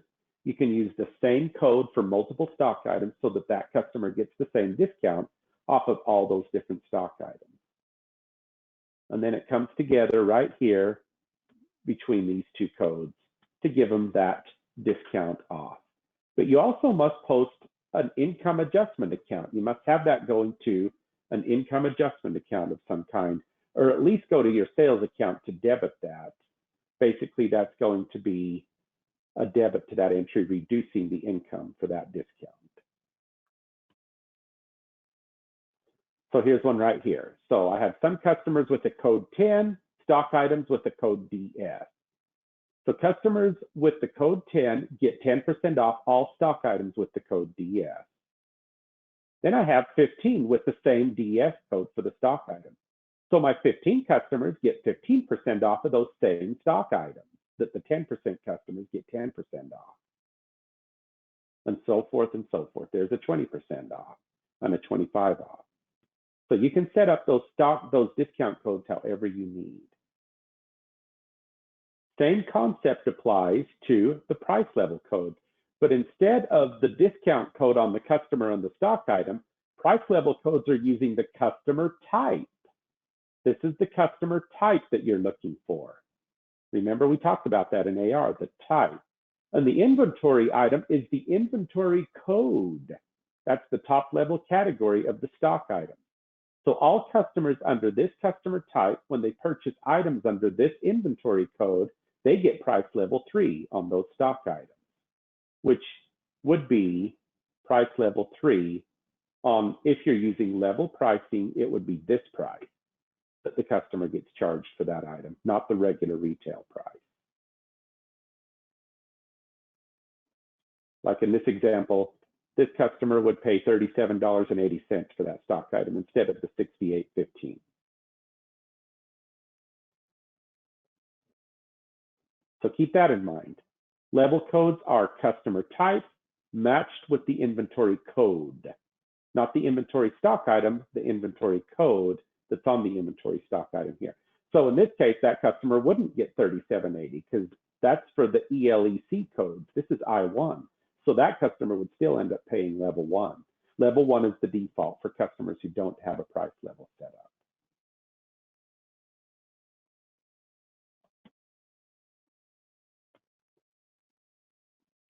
Markup margin.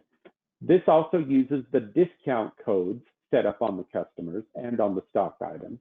But instead of discounting the price, you're charging that customer a set markup or margin, profit margin for that particular item. So you can set individual markup and margin pricing, not just by level, but by individual customer as well, using the markup margin code in addition to the level pricing that you have. And then the last one is customer special pricing. This one is the most customizable, but it takes the most work to do. For this one, you put in a specific customer. Grab one specific customer, and then you go through and add all the different stock items that that customer gets special pricing on and how much you're going to charge that customer for that stock item. And this will override all other settings in the system. This is going to give the customer that price regardless of what you have set up in price level codes, discount codes, whatever else you've got set up. This is used real specifically if you have contracts with specific customers that you're going to contract with them to charge them for your stock items a certain amount. Some other settings you can do is also check this box, and then that'll guarantee the customer gets the best price. They'll get either their customer price, or if the item is on sale for a lower price, they'll get the sale price instead. So that would override the customer special pricing if it's a lower price. You can also allow the sales clerk to override the price for customer special pricing or not when they ring up the sale or enter the invoice.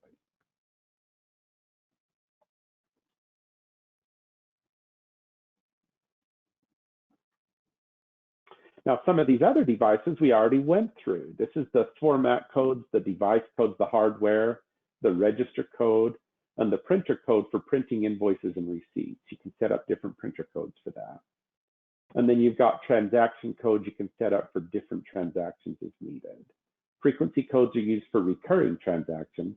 Comment codes you can enter to enter comments on the invoices and save those as a comment code so you don't have to type out the comment every time you enter that invoice. You can set up customer tracking on invoices. You can maintain flag checks for customers who have return checks. You can also set up ship via codes to track the different shipping methods if you need to ship out goods, products that your customers buy.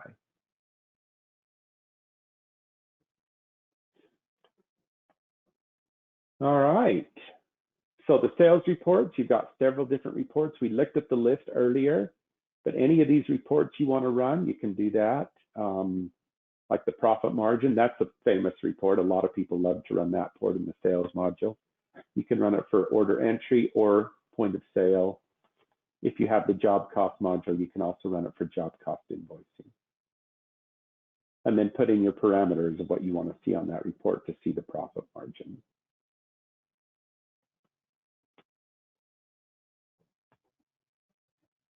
Or any other reports that you're running there as well.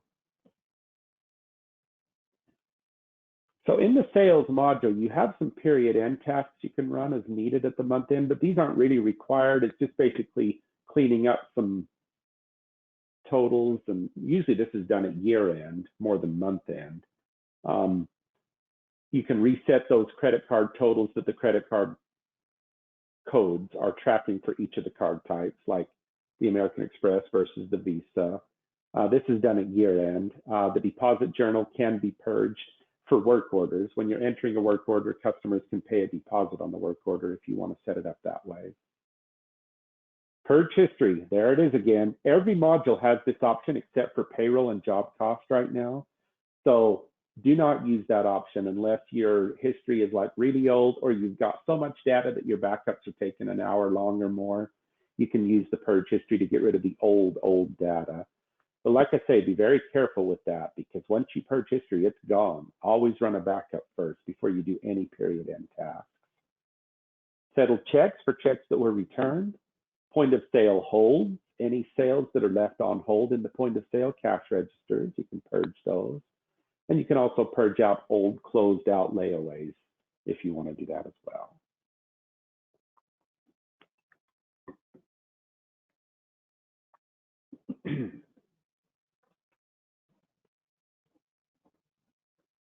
Okay, some of the third-party features that sales offers, the sales module, some of those are set up in the controller, the integration to Denali. Like the TSYS application, that is the that's the one that provides you with the Genius device for credit card processing, where your customers can use their credit card at your store. The 3D Cart and Avalara integrations, those are done directly in the sales module as well. So 3D Cart is basically an online shopping cart for your website, where when customers go and place orders on your website, you can import those orders directly into the order entry module. You must have the order entry for that. This will not work in point of sale. It only works through order entry. And those transactions can automatically be imported and posted through order entry for you. But if you're using the 3D cart, that's the one that we integrate with for your online shopping cart on your website. The AvaTax integration is to automate your sales tax. So you would enable AvaTax integration and enter your AvaTax credentials that Avalara assigns to you. They give you these credentials to connect to their system to automatically calculate sales tax. And then you don't have to set up all those multiple tax codes. All right. So that brings us to the order entry transaction task. So before you go in and enter transactions, you need to set the module preferences specific for order entry. And that's also done in the options menu, the order entry preferences. And these are the different transaction types you can set up to whether you use or not, the different way the transactions are handled and posted, some of the options that you can set up in here. One of the things I like to show people is inventory oversell. If you allow inventory oversell, you can set that to warn the clerk that they're about to oversell the item. That just means they're selling a stock item. The quantity they're selling is more than what's available in inventory to actually sell. You can also set order entry to automatically create purchase orders to the purchase order module for sales that you're entering here in the order entry module. The integration settings, general ledger, accounts receivable, and inventory. You want to make sure those are all turned on, but the accounts payable may not have to be turned on. You could probably turn that off. That's only used for sales tax liability. Most people will turn that off and just code the sales tax to a liability account in general ledger rather than to a vendor in accounts payable. The defaults for the module is set up here as well. This is additional settings. Some of these settings may not appear if you don't have the options for those, like work order deposits or the specialty shop for age verification. Remember, we talked about that in the inventory training yesterday it was, I believe. Yeah, that's correct. So you can set the different ages for tobacco or alcohol use here in the module preferences. And then you can tell the system to either prompt the clerk or display for comparison or to not do age verification at all. So prompt the clerk requires the clerk to enter the customer's birthday, and then the system will determine if they're old enough to purchase that item. The display just shows the current day. What it'll do is it'll say their birthday must be on this day or before this day. It just displays the most recent birthday that's allowed for the sale. Anything earlier than that, you can go ahead. If it's later than that, you really shouldn't ring up the sale. But that only is allowed if you have the specialty shop enhancement added.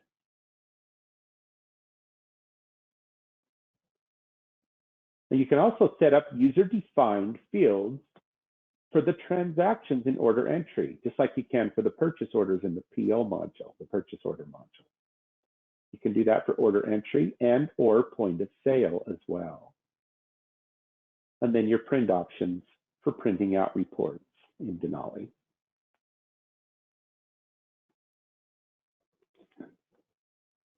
Okay, now once you've set up the order entry screen layout, remember we do that through the home screen or in the options menu, set up the sales entry layout. Just like in purchase order, you're going to set up customer information. Now in purchase order, it's vendor information for your sales entry screen or for your purchase order. But in sales module, it's customer information for your sales entry screen. So you do customer information. If on the point of sale, if you don't need to put customer information in, you can actually have that by default be hidden on your cash register. So it just goes straight to selling the items. But if you want to have that show, you can do customer, have that be displayed on the screen. Then there's the invoice header or sale header, the detail, the line items you're selling, the different stock items you're charging your customer for, or non-inventory items. Job cost detail only applies if you have the job cost module. And then this is the different tender types that you're allowed to close out the sale with. This is required to set up at least one tender type. And as a matter of fact, cash is a required tender type. You cannot uncheck that box. And I know I get it all the time. Well, Jeremy, what about those of us who never ring up cash sales in order entry? Everything we do in order entry is specifically to invoice our customer, and it's always going to go to their account in accounts receivable. It's always going to go to AR charge. How do I turn off cash so that I can force the issue? You cannot do that here. Cash is still required. The only way you can do that is make sure that when you're setting up your customers in the accounts receivable, that each customer has all of these boxes unchecked, except for the last one, the AR charge. And that'll force the sales clerk or the person entering the invoice to always send it to their account in AR. It won't allow them to do it as a cash sale.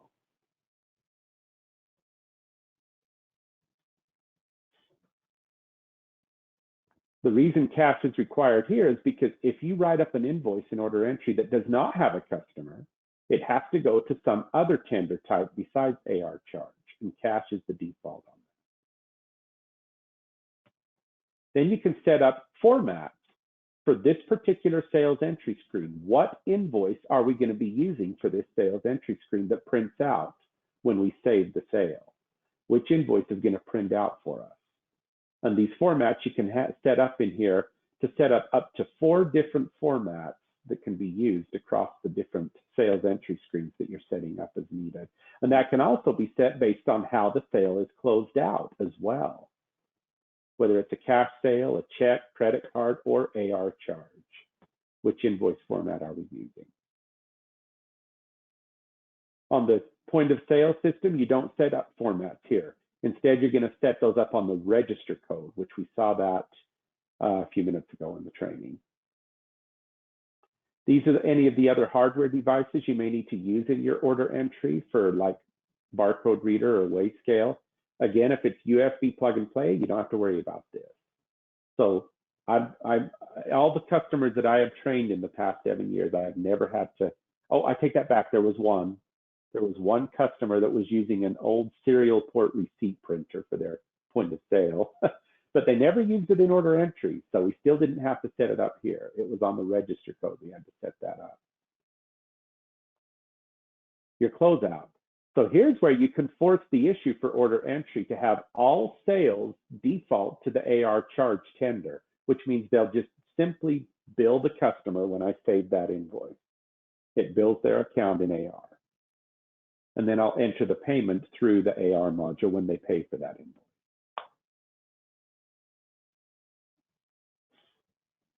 So you can set both the default tender types to AR charge, and that'll force it, unless there is no customer on the sale. It'll always default to cash if there's no customer on the sale, regardless of what this is set up to. And you can also set a layout for your point of sale cash registers. You can use the same layout for all your registers, or you can set different layouts for each register as needed. And you notice the OE invoice and OE devices grayed out because those devices are, those invoice formats and hardware devices are set up on the register code for point of sale. And this one, I have the default going to cash and the alternate going to AR charge.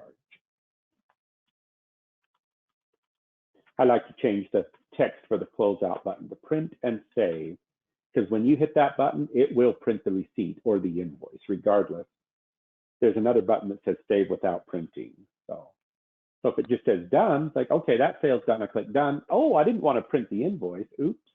If you change that to say print and save, then that'll tell you that's going to print if you hit this button. So.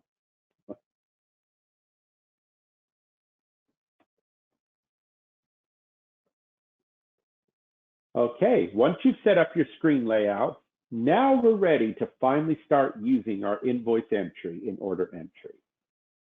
And while I'm going through this, I'm going to explain the differences between order entry and point of sale. I'm going to focus on the order entry here for a couple of minutes. Then we're going to switch to point of sale and focus on that for a couple of minutes on entering sales. So you'll see the differences there. So for order entry, remember we started here. This is your daily task when you go into enter customer invoices, you start here, you just click this button to switch the screen back to your order entry workflow. And then you just start here, enter orders, that's the customer invoice. It's asking which batch do we want to use for this order, or do I want to create a new one? I'm going to say, let's go ahead and use the current batch. Oh, did I close my sales entry screen? I thought I left it open. I had closed it. So now I'm going to have to load it up again. It's loading up right now. And I'm going to move it over here to this other screen. What it does is it'll automatically load up with the transaction entry ready to go. Now, if you were here for yesterday's training, this looks similar to the purchase order screen, right? Only the difference is this is a customer invoice we're entering. This is not a purchase order. So whatever we enter here is going to be charged to the customer's account in AR when we save. Or if we want to ring it up as a cash sale, we can use the tender button down here to force that, to ring it up as cash. But here's the difference between order entry and point of sale. The transaction type at the top in order entry, you have up to 4 different options depending on which options you selected in the module preferences. You could do an invoice, which is a regular customer invoice. We're ready to go ahead and enter that and be done with it. Or you can do one of these other types. And these kind of have a workflow in order entry. A lot of clients will start with the quote. They enter a quote. So what the quote does is that enters all the information on the invoice or the quote, and it saves it for you, but it doesn't touch your inventory or your customers in accounts receivable yet. They're not going to see anything charged to their account yet. The inventory stock items are not going to be committed to the sale or anything yet. All we're doing is writing up a quote for our customer. So when I print that, it's going to print a copy of that I can give to my customer, or save that and I can send that to him through e-delivery, or just by emailing it manually after I saved it as a PDF. And you fill out the quote. Once the customer sees the quote, they can say, yep, that looks good. So now I'm ready. And if you want, you can go ahead and bill the customer at that point by taking that quote and switching it to an invoice. But you don't have to fill it all out again. You already did that work on the original quote. At that point, it will go ahead and charge the sale to the customer and deduct the items out of inventory that you've sold. But you may have 1 or 2 steps in between quote and invoice. The customer might say, yes, I'm ready for you to, if it's like a job or a work order or an order they're placing, but you're not ready to bill them yet, then you just simply change that quote to a work order.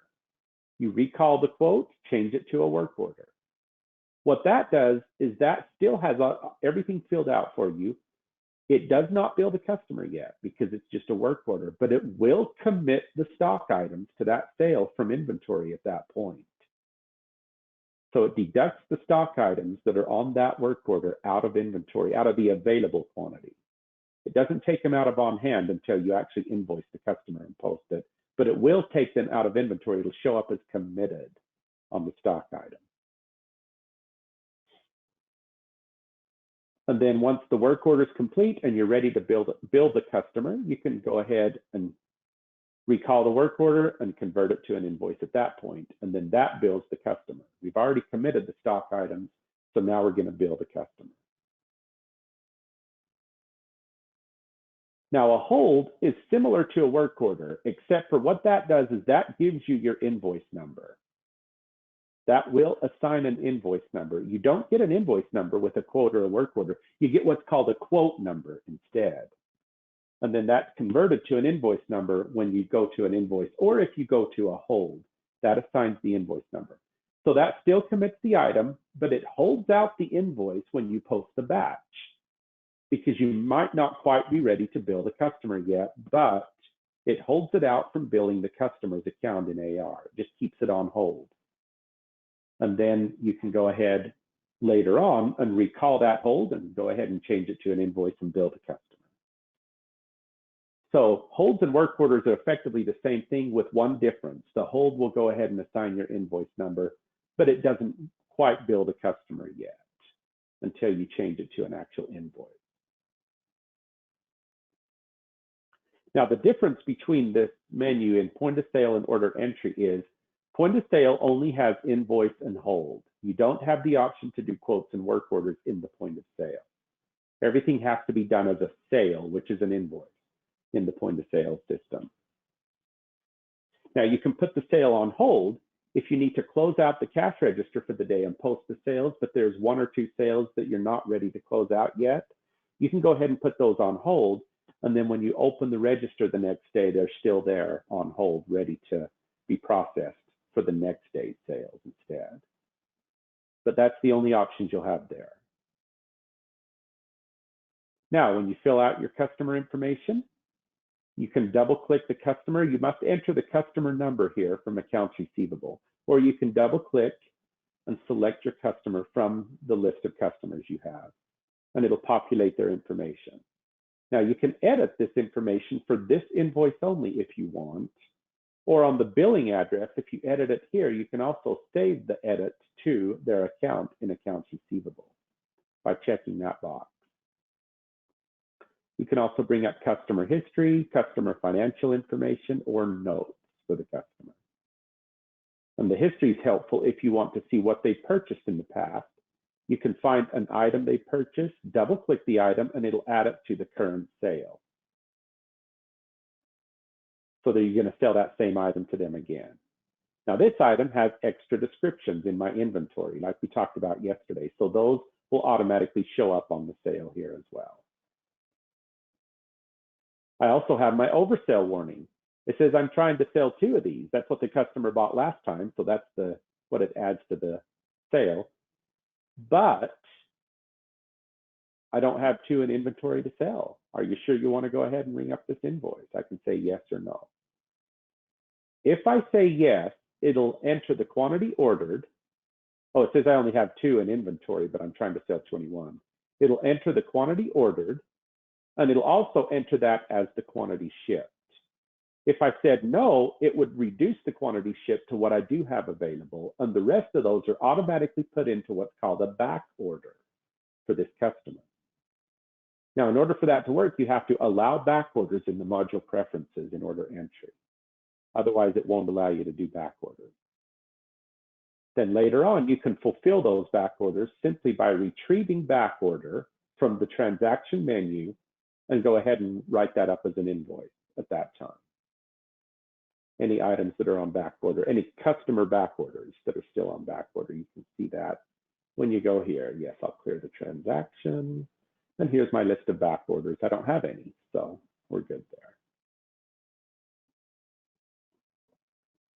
So that's another difference between order entry and point of sale. Quantity ordered and quantity shipped can be different. The quantity shipped can be less than quantity ordered if you allow back orders. And then the difference between those two is the amount going into back order. In point of sale, you don't have quantity shipped. All you have is quantity sold, and that's it. You don't have the option to do back orders in point of sale.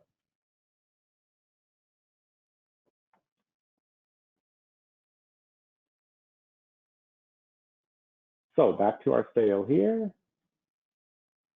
Now, if you're not recalling items from history, you can just simply come down here and select your stock items, enter the item number or select it from the list, what it is you're selling. You can edit the description if you're somebody who is authorized to do so. How many are they purchasing? And this is the sale price based on all the pricing options that are set up on this in this system for this customer and for this stock item. If you're an authorized user that's allowed to override the price, you can enter a different price for that if you want. And then it'll update the extended. Now, this is a customized screen. Remember, the sales entry layout is what you use to customize the screen. So if there's any other fields you need for entering stock item information on a sale, you can set that up in the screen. The header is up here. The following extended descriptions. Yeah, there's my descriptions for that item. The header is up here where you put in your information for the header and the detail. Now I need to clear this because I should have gotten an invoice number with that. Let's try that again. There's my invoice number. Okay.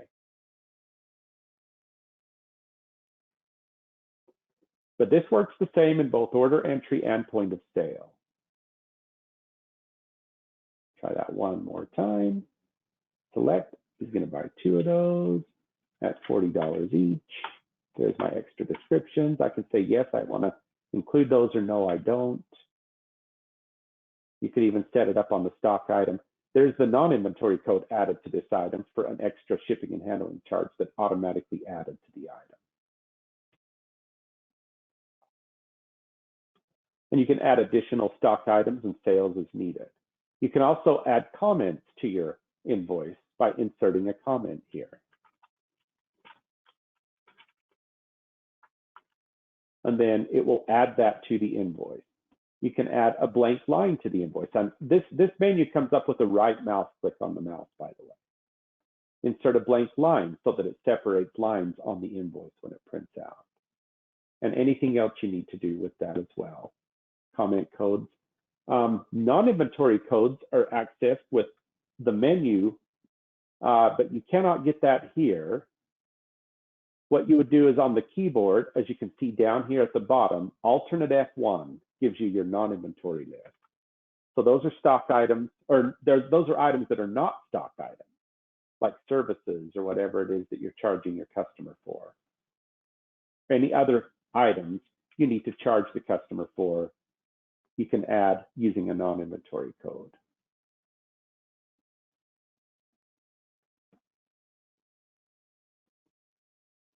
If you don't have the inventory module, all of your items must be set up as non-inventory codes directly here in the sales module. All the line items that you're setting up, you charge your customers for. Once you fill out your invoice, then you can just simply hit save. And when you post this transaction, this batch, the customer's account will get charged for the total amount, and the stock items will be deducted from inventory. But right now, if I hit save, the stock items are deducted immediately from available. They're committed. And then when I post, that's when it comes out of on hand and it charges the customer's account. But the tender button allows you to ring up this sale as a cash sale or a check, like you would in point of sale or some other tender method if the customer is allowed for that. The customer's account, if you have those other payment types checked on the customer's account. Otherwise, you wouldn't be able to do that. So customer or sale, that's your credit card processing. Customer means the customer is standing there and he's going to swipe his own card through your little box there.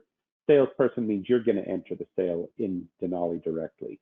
And if you hit this button here, if you have the integration turned on to PSYS, it pops up another screen for entering the customer's credit card information, and it charges their card right there on the fly.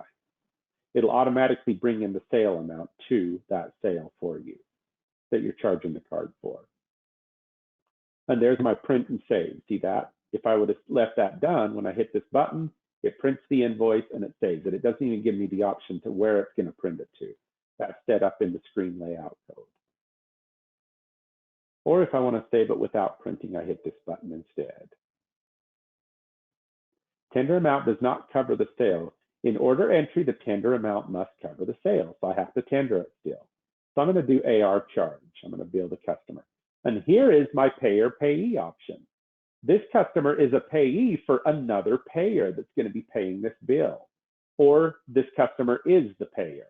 So this is my customer beauty supply, but if I want to bill this invoice to the payer instead, I can select the payer and click OK. And it'll show up on beauty supplies history, but not on their account as a balance due. Instead, it shows up on management solutions account as a balance due.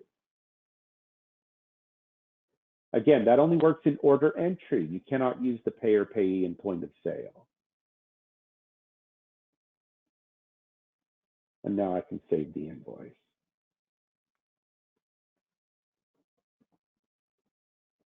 All right, so that's your invoice entry and order entry. So for point of sale, let's take a look at that and see what it looks like. Let me minimize this. Very similar, actually. Go to my home screen, point of sale. So there's your workflow for your point of sale. So I enter the register sales here. Let me see if I got some questions. My question screen was at the top here. So give me just a moment to grab your questions before I proceed with this.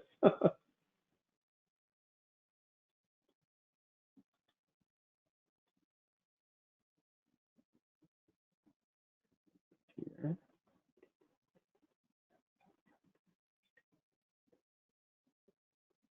Okay, questions about recurring orders. How do you recommend doing recurring orders and also generating purchase orders for that? So real quick, give me just another few minutes here, guys, and we'll go over this real quick and then go into the sales module and get your questions answered. Try to wrap it up here in the next 15 minutes. We're running out of time here, so I'll hurry and get this done. But I just want to show you real quick, when you're entering orders here, then any order that you enter, you can save that as a recurring entry by checking this box here and assigning a frequency code. Your frequency codes are the different categories that you're grouping your recurring entries together in. And that's how you're going to do recurring orders. And then at any point in the future, after they've saved, when you need to generate those orders again, oh, my computer is wigging out on me. Then you can just click this button to generate recurring orders based on which frequency category you're going to enter those in. And I can't do that because I have the order entry screen open right now. So I have to close out of my order entry screen to do that. You can also, when you're entering orders, you can also create a purchase order from the order that you're entering. Right here is the Create PO button. So it takes all the stock items that you filled out on the order, and it will create a purchase order to the vendors for those stock items, to the vendors that you have set up on the stock items that you need to order for those. That way it helps you fill out the purchase order here. So,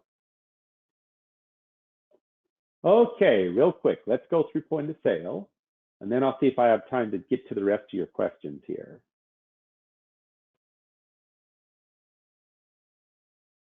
Sales. Point of sale. So in the point of sale, I'm going to move this screen over here real quick. Do a new sale. Load up my point of sale screen.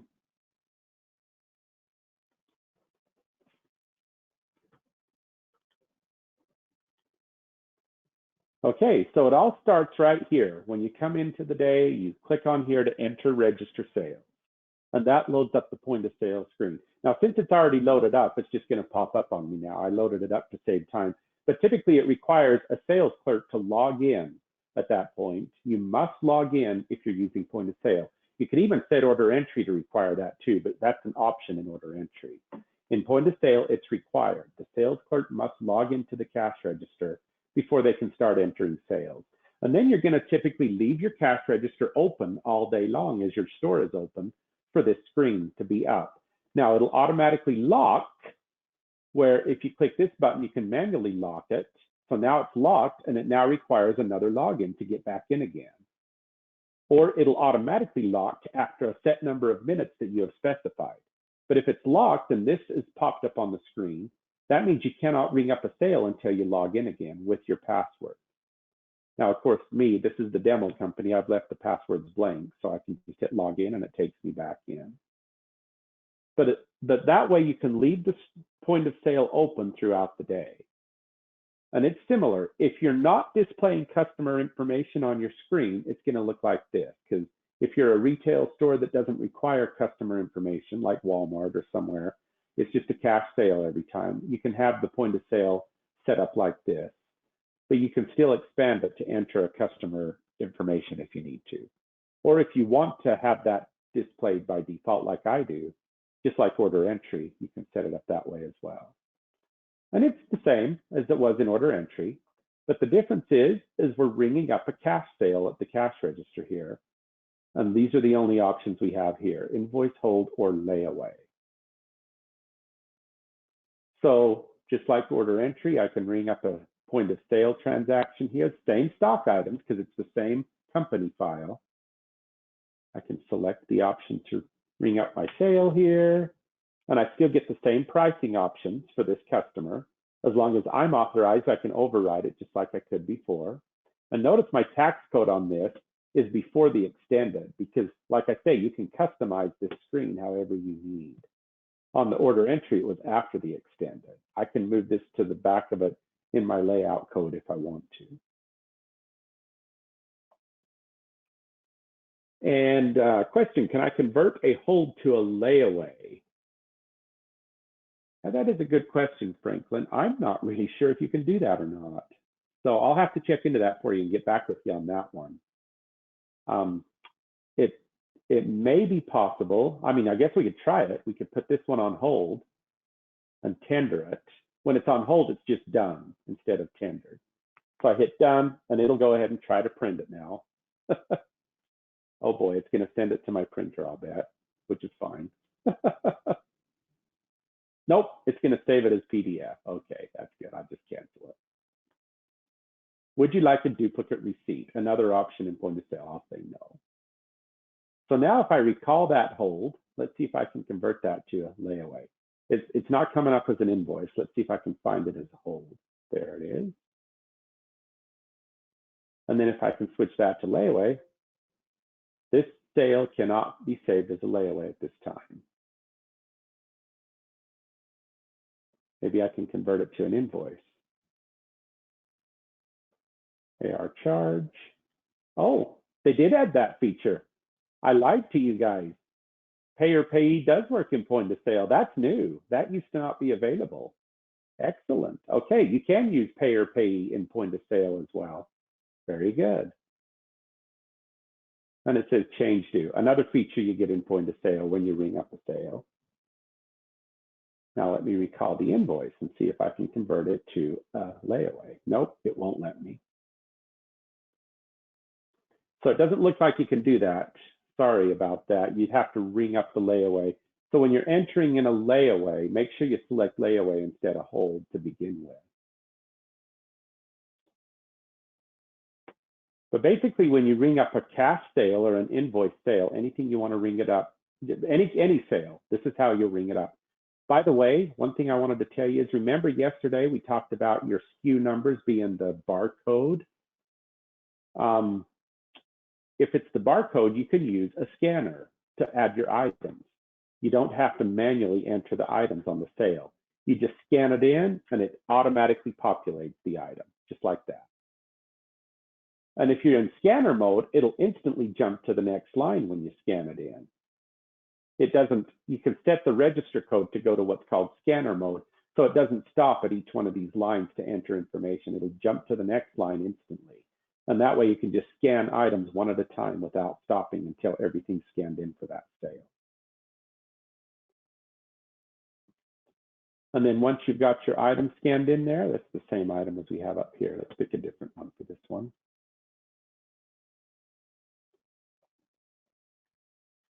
That has a service and a freight charge added, so I'm going to delete those. You can delete rows as well with the right mouse click. The extra descriptions on the stock item popped up. Come on, that's the one I need to delete. Again, your header information's up here. There's your receipt number or invoice number, and there's your date. But notice there isn't a save. It just goes straight to tender here, because if you're tendering the sale, on a point of sale, you have to tender the sale somehow. You can bill the customer, or if they're paying cash. Now, here's where you cannot do this in the order entry, but in point of sale, you can enter an amount if it's cash, or even if it's a check, if you're authorized, that's more than the sale amount. So the sale amount is $182.22. Let's say the customer gives me $200, and then I hit print and save, and that saves the sale, prints the receipt, and pops the cash drawer open, and it shows me how much change is due on the screen. That all happens with that one print and save button. If you do save without printing, it won't print the receipt, but it still saves the sale and takes care of the rest. So the tender button brings up those options there to close out the sale, basically. Cash, check, credit, debit card. Alternate tender, like a gift certificate or a coupon. AR charge, that's grayed out because I don't have a customer in here yet for the next sale. And then you can also set up an alternate tender as a foreign currency. You can set that up as well.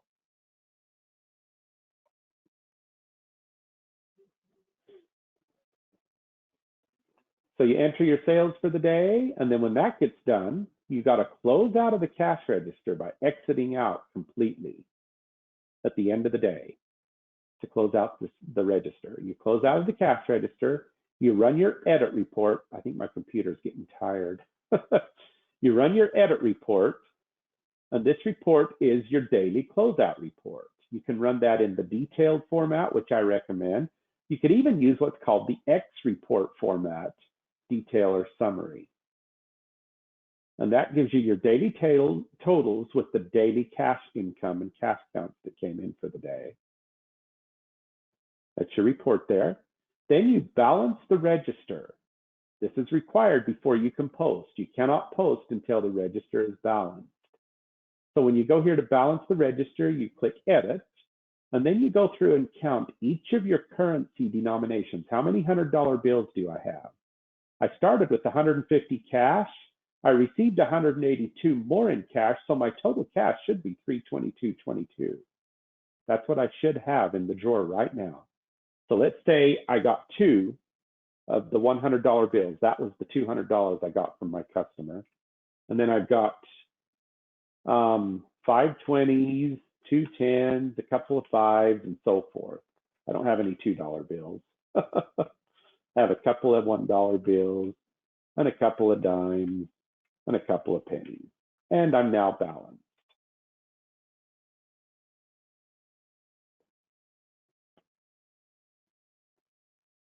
Okay, another question. Let me get to that question, Juan, as soon as I'm done going through the balancing the register, because that is a great question. All right, as a matter of fact, if anybody else has any more questions, go ahead and type those in, and I'm going to finish out the training here for the next couple minutes, and then I'll get to all of your questions when we're done, because we are almost out of time. So I'll spend an extra 5 or 10 minutes after we're done with the training answering your questions if I need to. All right, so I am balanced, so I can save, but what happens if I'm not balanced?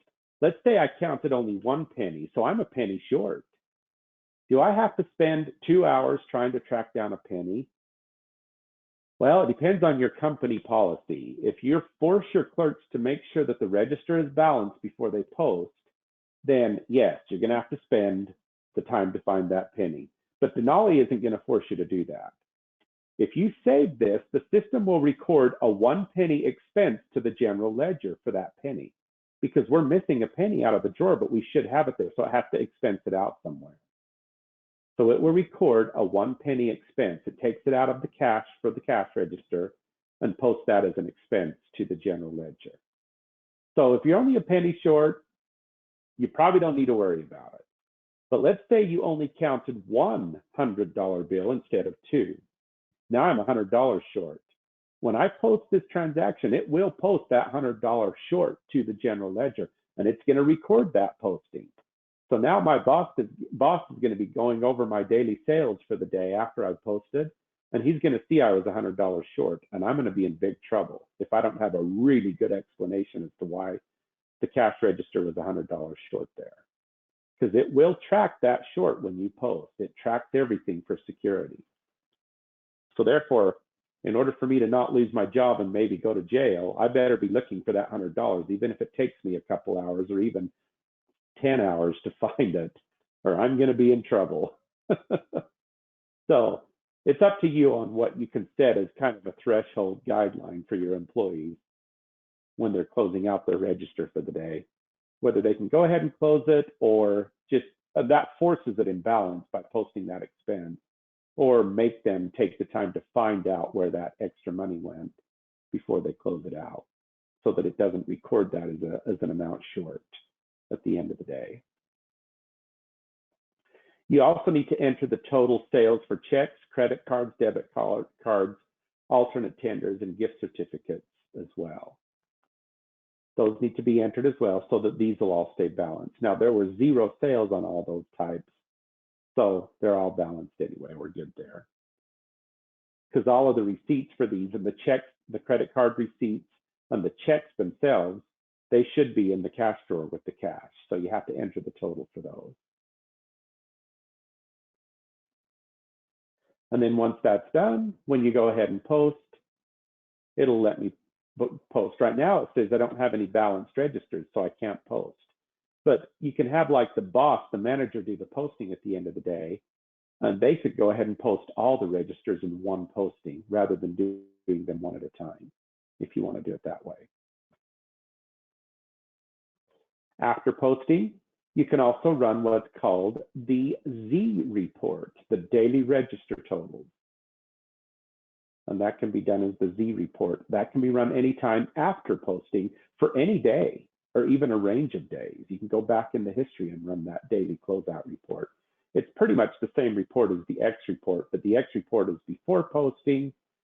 The Z report is after posting. Print daily register totals.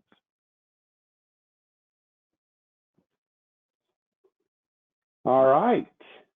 One other question I wanted to get to real quick. Is it possible to enter a payment on account in point of sale for the customer? That was the question that just popped up. Yes, it is possible. And I'll show you that real quick. I apologize for the time we're taking. It's so much to cover in today's class, and this is the final class for this session. So bear with me, guys. This session is recorded too, so if you have to leave or if you had to leave early, you can we're going to have the recording available to you. You can catch what you missed. So at any point, a customer can come into the store and say, I need to make a payment on my account, but they're doing it at the cash register. So that's simply done by first putting in the customer, and then on the keyboard, you enter Control P for payment. And that brings up this screen for payment on account. Or you can select the option from the transaction menu up here, payment on account. And that brings up the screen here. And then you enter the payment and which invoice is that payment being applied to. You'll see the invoice date, the invoice number, the terms, the amount remaining on that invoice, and how much are they paying towards each of those invoices. You can do as many invoices that they have open. Or if you have the credits and payments posted as unapplied, the system will just bring up their account balance and you enter the payment on account, and it'll just go to their account as an unapplied payment. But then you have to go in and apply those payments manually in the AR module. Or you can set it up in the preferences to apply the payment automatically in the order entry or the point of sale preferences, that is. So you can apply payments automatically and you don't have to specify which invoices the payment is being applied to. Here's where you would set to post payments and credits as unapplied.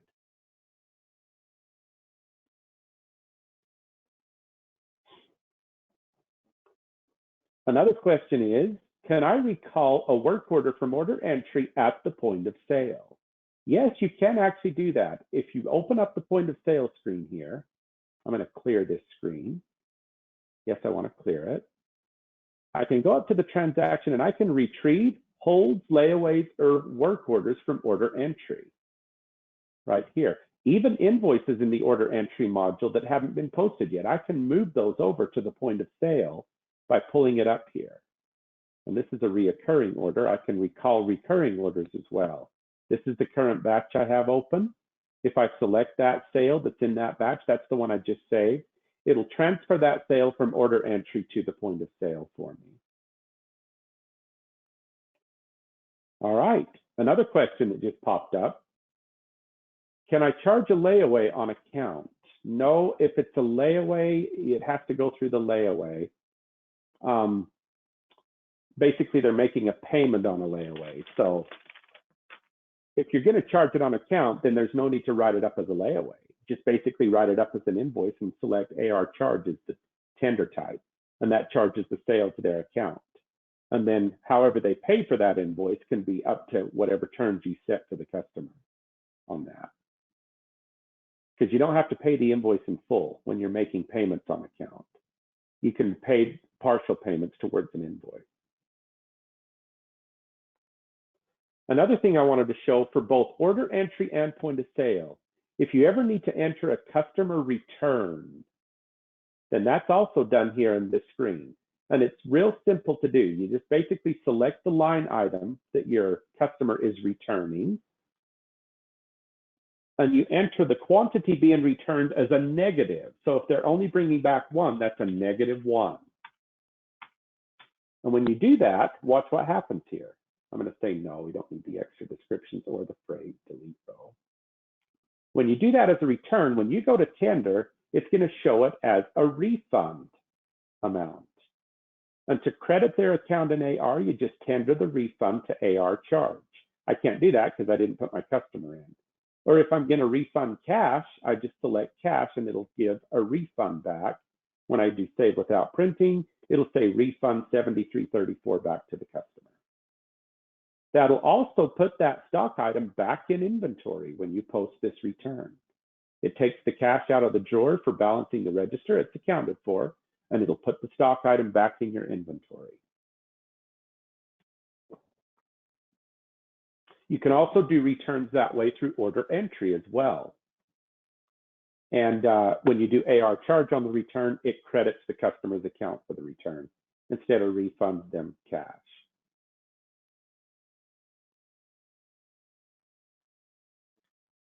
All right, any other questions before we close out today? Before we finish up the sale, the training? Do you have any other questions for me?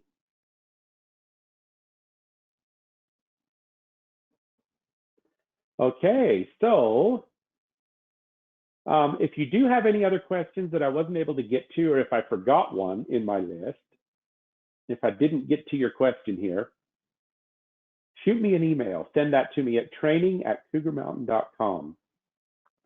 And I'll be sure to get that question answered for you. Another question just popped up there.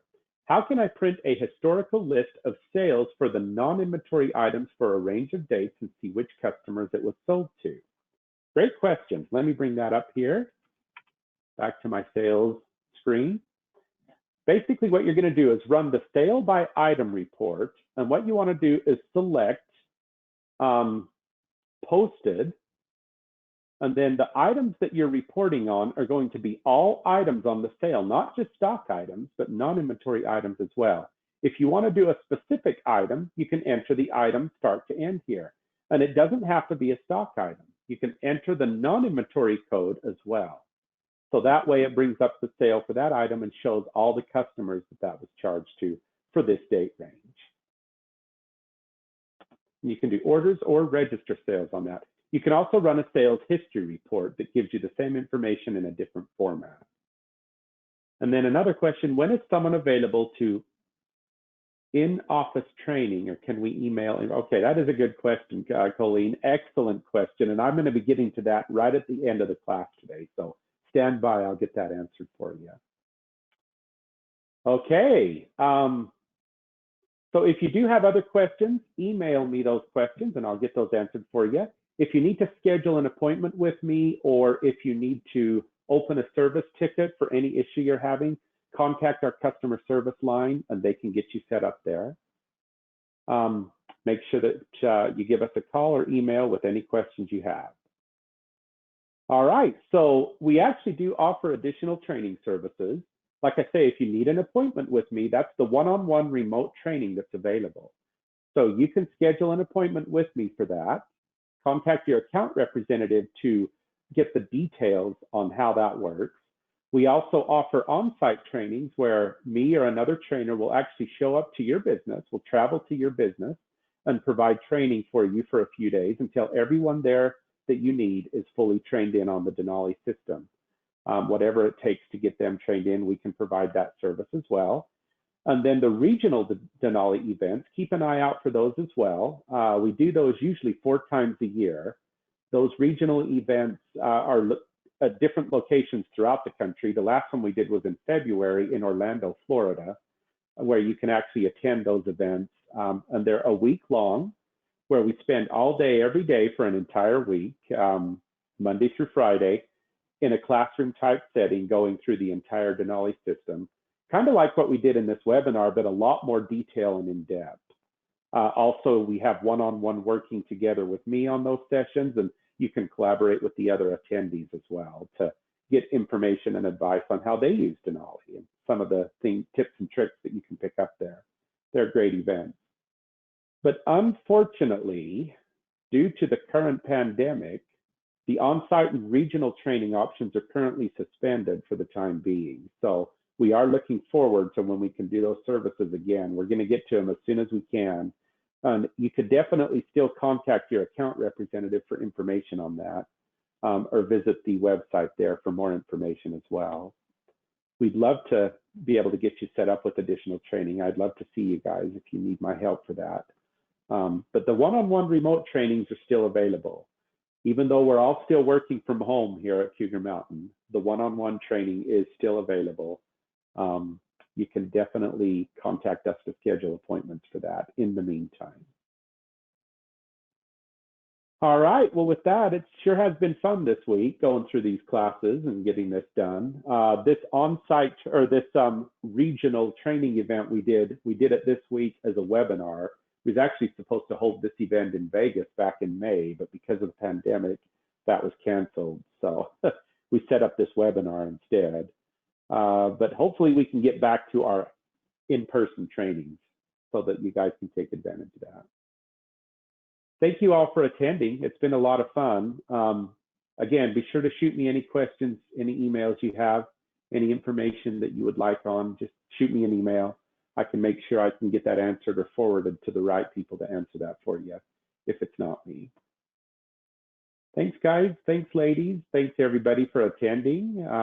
It's been a lot of fun this week. Look forward to doing this again sometime.